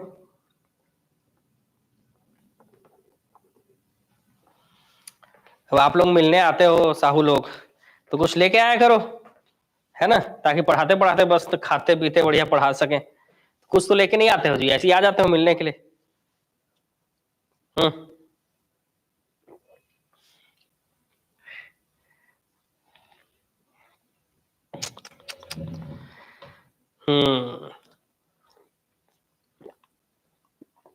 लगता है हाँ, थोड़ा थोड़ा पीते रहना पड़ता है, क्या गला सूखते रहता है पढ़ाते पढ़ाते, ठीक है। और बीच में आप जान रहे हो मेरी तबीयत इतनी खराब हो गई थी कि डॉक्टर ने कंप्लीट रेस्ट लेने बोल दिया था, बताए। तो मैं तो मॉर्निंग में क्लास ही नहीं ले पाता था, और इवनिंग में भी आता था तो एक आध क्लास ऐसा 1 घंटे 1.5 घंटे का ऐसा क्लास ले पाता था। अभी देखो जैसे 2-2 घंटे का 2.5-2.5 घंटे का क्लास ले रहा हूँ। अब काफी ठीक हो गया तबीयत, लेकिन उस समय आप खुद देखे थे कि बहुत ज्यादा तबीयत खराब थी। वो मेरा सर्दी रुक ही नहीं रहा था, बताए बहुत मुश्किल से ठीक हुआ है। ठीक है, तो चाय जैसे भले पी रहा हूं लेकिन पानी है। ठीक है,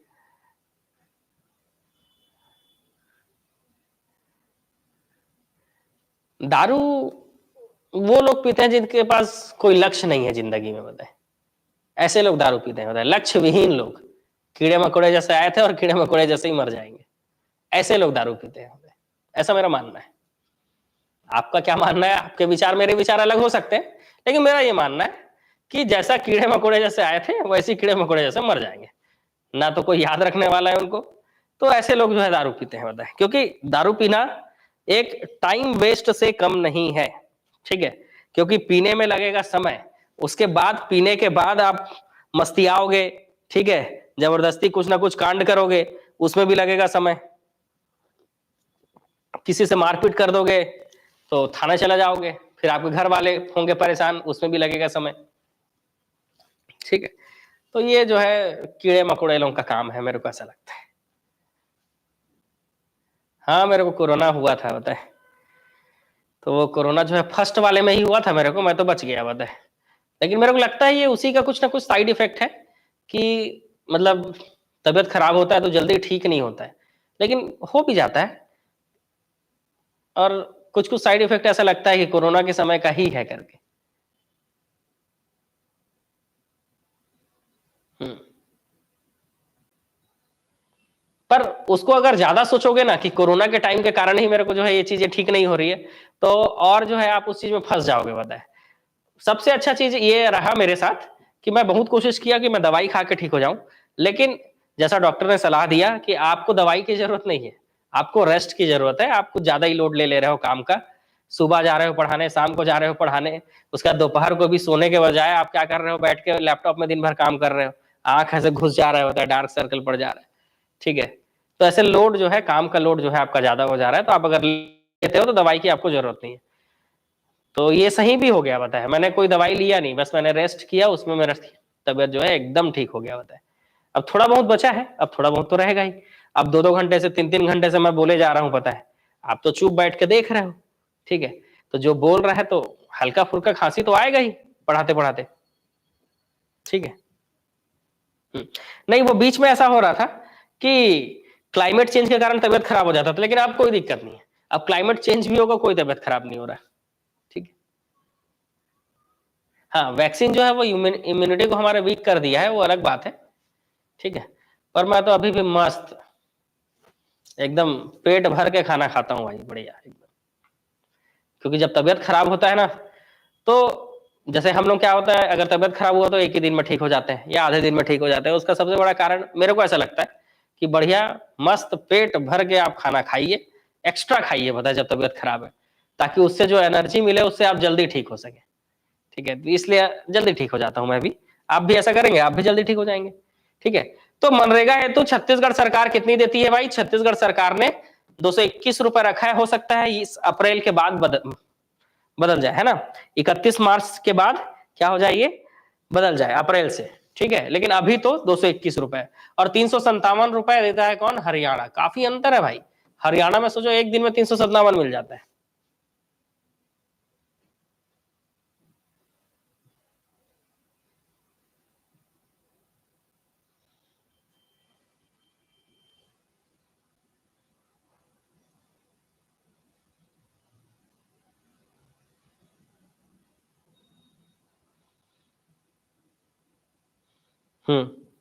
ठीक है, चलो आगे बढ़े। हम्म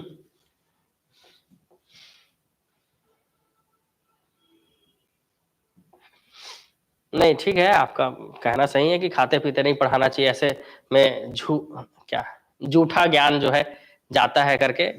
ठीक है, ठीक है, झूठा ज्ञान जाता हुआ हो सकता है, लेकिन जो शक्ति लग रहा है पेट से, तो अगर मैंने पानी पी लिया या मैंने कुछ खा लिया तो वो तो पेट ही में जाएगा ना जी।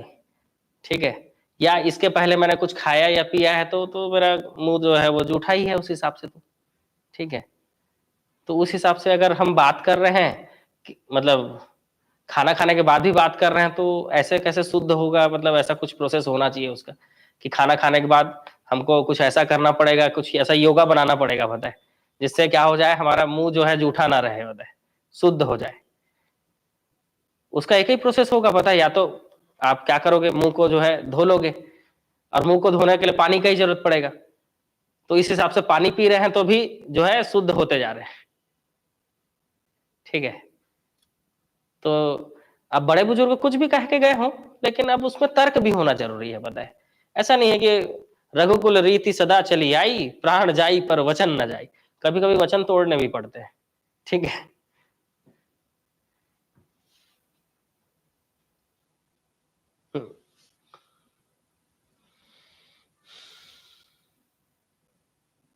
ठीक है।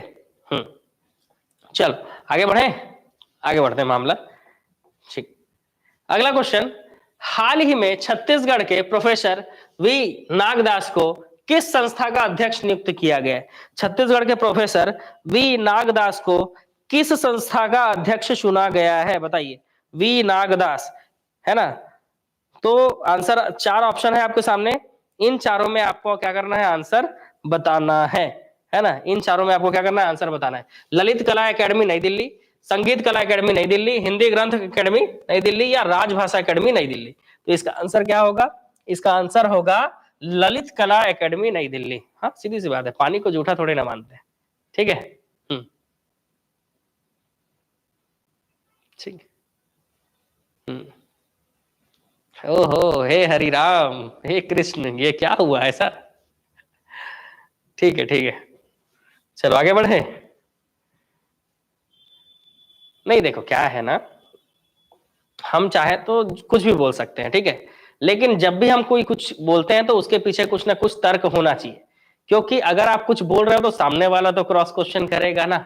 इसीलिए अगर किसी मामले में कोई मेरे से कुछ बोलता है तो मैं उसके लिए, उसके विरोध में बिल्कुल खड़े हो जाता हूँ, क्योंकि आपको पहले मेरे को सेटिस्फाई करना पड़ेगा, फिर आप अपने तर्क आपको रखने होंगे। ठीक है, हाँ, तो आपको तर्क देना होगा किसी भी चीज में, क्योंकि जब हम लोग पढ़ाते हैं तो कोई भी चीज अगर बताते हैं, चाहे मैथ्स हो, रीजनिंग हो, ठीक है, तो उस पे, उसके पीछे उसका तर्क देना पड़ता है। मान लीजिए हमने, जैसे मैं मैथ्स रीजनिंग पढ़ाता हूँ, आप जान रहे हो, तो मैथ्स पढ़ाते समय कोई चीज मैंने लिखा, तो वो क्यों लिखा, वो कैसे आया, वो मेरे को बताना पड़ता है, तब तो लोग यकीन करेंगे, सीधी सी बात। इसलिए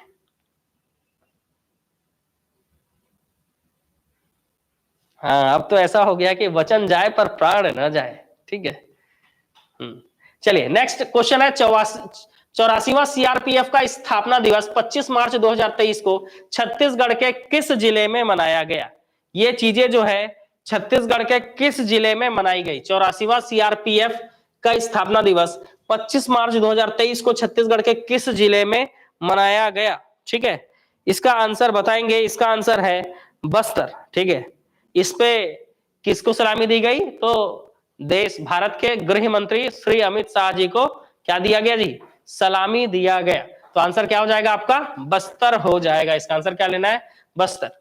तो 70 क्वेश्चन हमारे कंप्लीट हो गए हैं।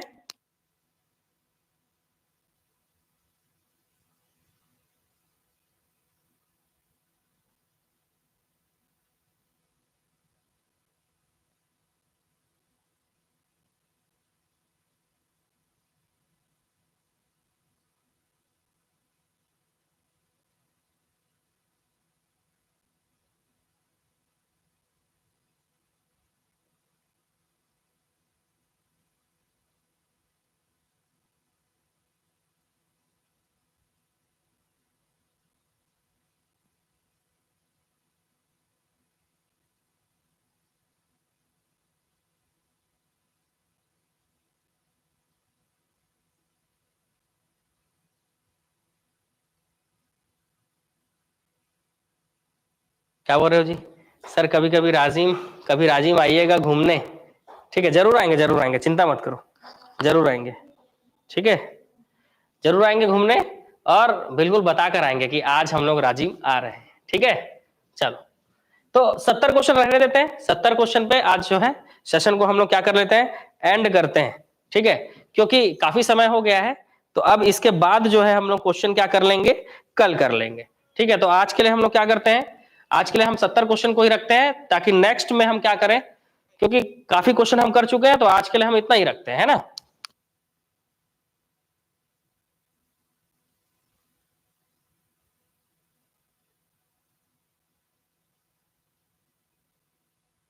चलो, तो एक चीज आपको जो अब जो है आपके जो भी सवाल है वो पूछ सकते हो आप।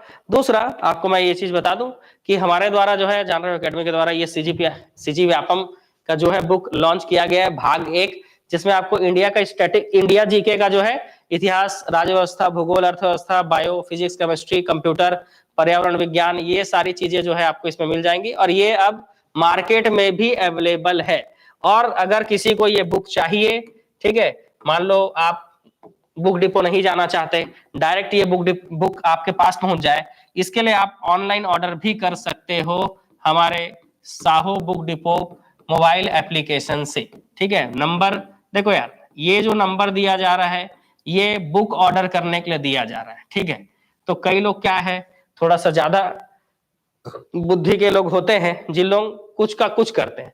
ठीक है, तो आप लोग ध्यान से सुनिए, ये बुक के लिए, ठीक है, ये बुक के लिए है। अगर आपको कोई ऑनलाइन कोर्स ज्वाइन करना है तो उसके लिए नंबर जो है वो ये वाला है। तो क्या है ना, इस बुक के लिए आप इस पे कॉल करोगे तो इससे फिर आपको यही नंबर दिया जाएगा। तो एक काम करो, आप डायरेक्ट पहुंच जाओ ना। ठीक है, घूम के जाना अच्छा लगता है क्या, समझ रहे हो? इसलिए जो है बुद्धि को ज्यादा नहीं चलाना है। अगर बुक आपको ऑर्डर करना है तो आप इस नंबर पर संपर्क करिए, ऑनलाइन कोर्स के लिए आप इस नंबर पर संपर्क कीजिए। और अगर आप हमारे किसी पेड कोर्स के स्टूडेंट हैं तो आपको जो है वो इस नंबर पे संपर्क करना है। सब चीजों के लिए हमने अलग अलग नंबर क्यों रखा है, ताकि हम लोग बेटर सर्विस दे सके। ठीक है, आप इस चीज को समझिएगा, सर्विस का ही वैल्यू होता है। जितना अच्छा आपको सर्विस मिलेगा उतना ज्यादा आप सेटिस्फाइड रहेंगे। इसलिए कोशिश किया जाता है कि सारी चीजों के लिए क्या कर दिया जाए, नंबर को सेपरेट कर दिया जाए। इस बुक का भाग 2 बहुत जल्द आने वाला है और इस बुक का मतलब व्यापम के लिए हमने पार्ट 1 छाप दिया, पार्ट 1 छपने वाला, 2 भी छपने वाला है। इसके अलावा मैथ्स और रीजनिंग का बुक नेक्स्ट वीक आ रहा है। नेक्स्ट वीक मैथ्स और रीजनिंग का बुक आ रहा है जिसके लिए आप प्री ऑर्डर कर सकते है ना। मैथ्स और रीजनिंग के लिए ऑर्डर आप पहले से कर सकते हैं। तो जल्द ही मैथ्स और रीजनिंग, है ना, हमारे एकेडमी का मैथ्स और रीजनिंग, ये दोनों आपको जान रहे हो कितना हेल्पफुल रहने वाला है। जो पुलिस आरक्षक भर्ती है उनके लिए तो हेल्पफुल रहेगा ही, इसके अलावा जो छात्रावास अधीक्षक का तैयारी कर रहे हैं आपको भी काम आएगा ही। ठीक है, ठीक है, तो जिनको अपने एरिया के आसपास के बुक डिपो से चाहिए उन लोग क्या करेंगे, उन लोग क्या करेंगे, अपने बुक डिपो वालों को बोलिए कि हमको मंगा के दो, तो लोग मंगा के देंगे, सीधी सी बात है ना। तो आपको अपने एरिया के बुक डिपो से ही मिल जाएगा। और अगर ऐसा नहीं हो रहा है तो आप ऑनलाइन ऑर्डर भी कर सकते हो, इस बुक को आप मंगा सकते हो। इसके अलावा मैंने आपको बताया पीएससी प्री के कोर्स के साथ व्यापम और मेंस का क्लास फ्री दिया जा रहा है। उसके लिए आप इस नंबर पर संपर्क कर सकते हो। अगर आप पीएससी प्री का कोर्स ज्वाइन करते हो तो व्यापम और सीजीपीएससी मेंस आपको क्या दिया जाएगा, फ्री दिया जाएगा।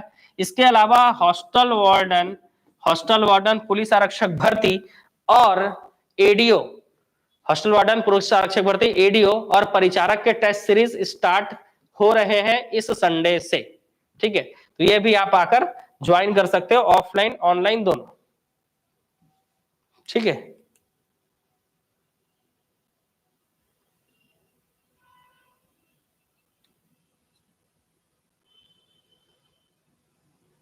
ठीक है, साहू बुक डिपो से मंगा लियो, ठीक है, कोई बात नहीं, पहुंच जाएगा, चिंता मत करो।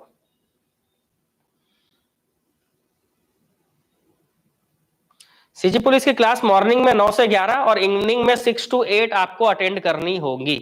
या तो आप मॉर्निंग अटेंड कर लीजिए या तो इवनिंग अटेंड कर लीजिए। ठीक है, बाकी किसी जानकारी के लिए आप इस नंबर पे मेरे से संपर्क कर सकते हैं। ठीक, चलिए, तो आज का क्लास यहीं पर एंड करते हैं। मिलेंगे हम नेक्स्ट वीडियो में कुछ नए करंट अफेयर्स के साथ, और इसका पीडीएफ आपको हमारे मोबाइल एप्लीकेशन में मिल जाएगा। ठीक है, इस करंट अफेयर का पीडीएफ आपको हमारे मोबाइल एप्लीकेशन में कहां मिलेगा जी, तो जैसे ही आप मोबाइल एप्लीकेशन हमारा ऑन करते हो तो मोबाइल एप्लीकेशन ऑन करने के बाद ये पीडीएफ नोट्स का सेक्शन है, इसमें करंट अफेयर फ्री पीडीएफ लिखा हुआ है। इसमें आप क्लिक करना, व्यू पे क्लिक करना, तुरंत आपको क्या मिल जाएगा, हमारा करंट अफेयर का पीडीएफ मिल जाएगा। इसमें देखो लिखा हुआ है पार्ट 1, अगला पार्ट 2 अपलोड होने वाला है, वो भी जल्द ही अपलोड हो जाएगा। आज ही इसको कोशिश करेंगे कि आज ही क्या हो जाए, वो अपलोड हो जाए। ठीक है, तो यहां पर आज का हमारा सेशन एंड करते हैं। ठीक है, आज ऑर्डर किए हो तो 8 से 10 दिन में आपके पास पहुंच जाएगा। ठीक है, अगर आप बुक आज ऑर्डर किए हो तो 8 से 10 दिन में आपके पास क्या हो जाएगा, ये बुक पहुंच जाएगा। ठीक है, ठीक है।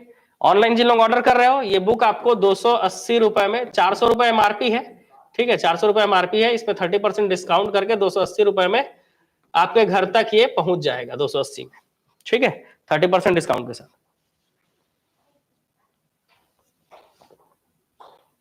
ठीक है।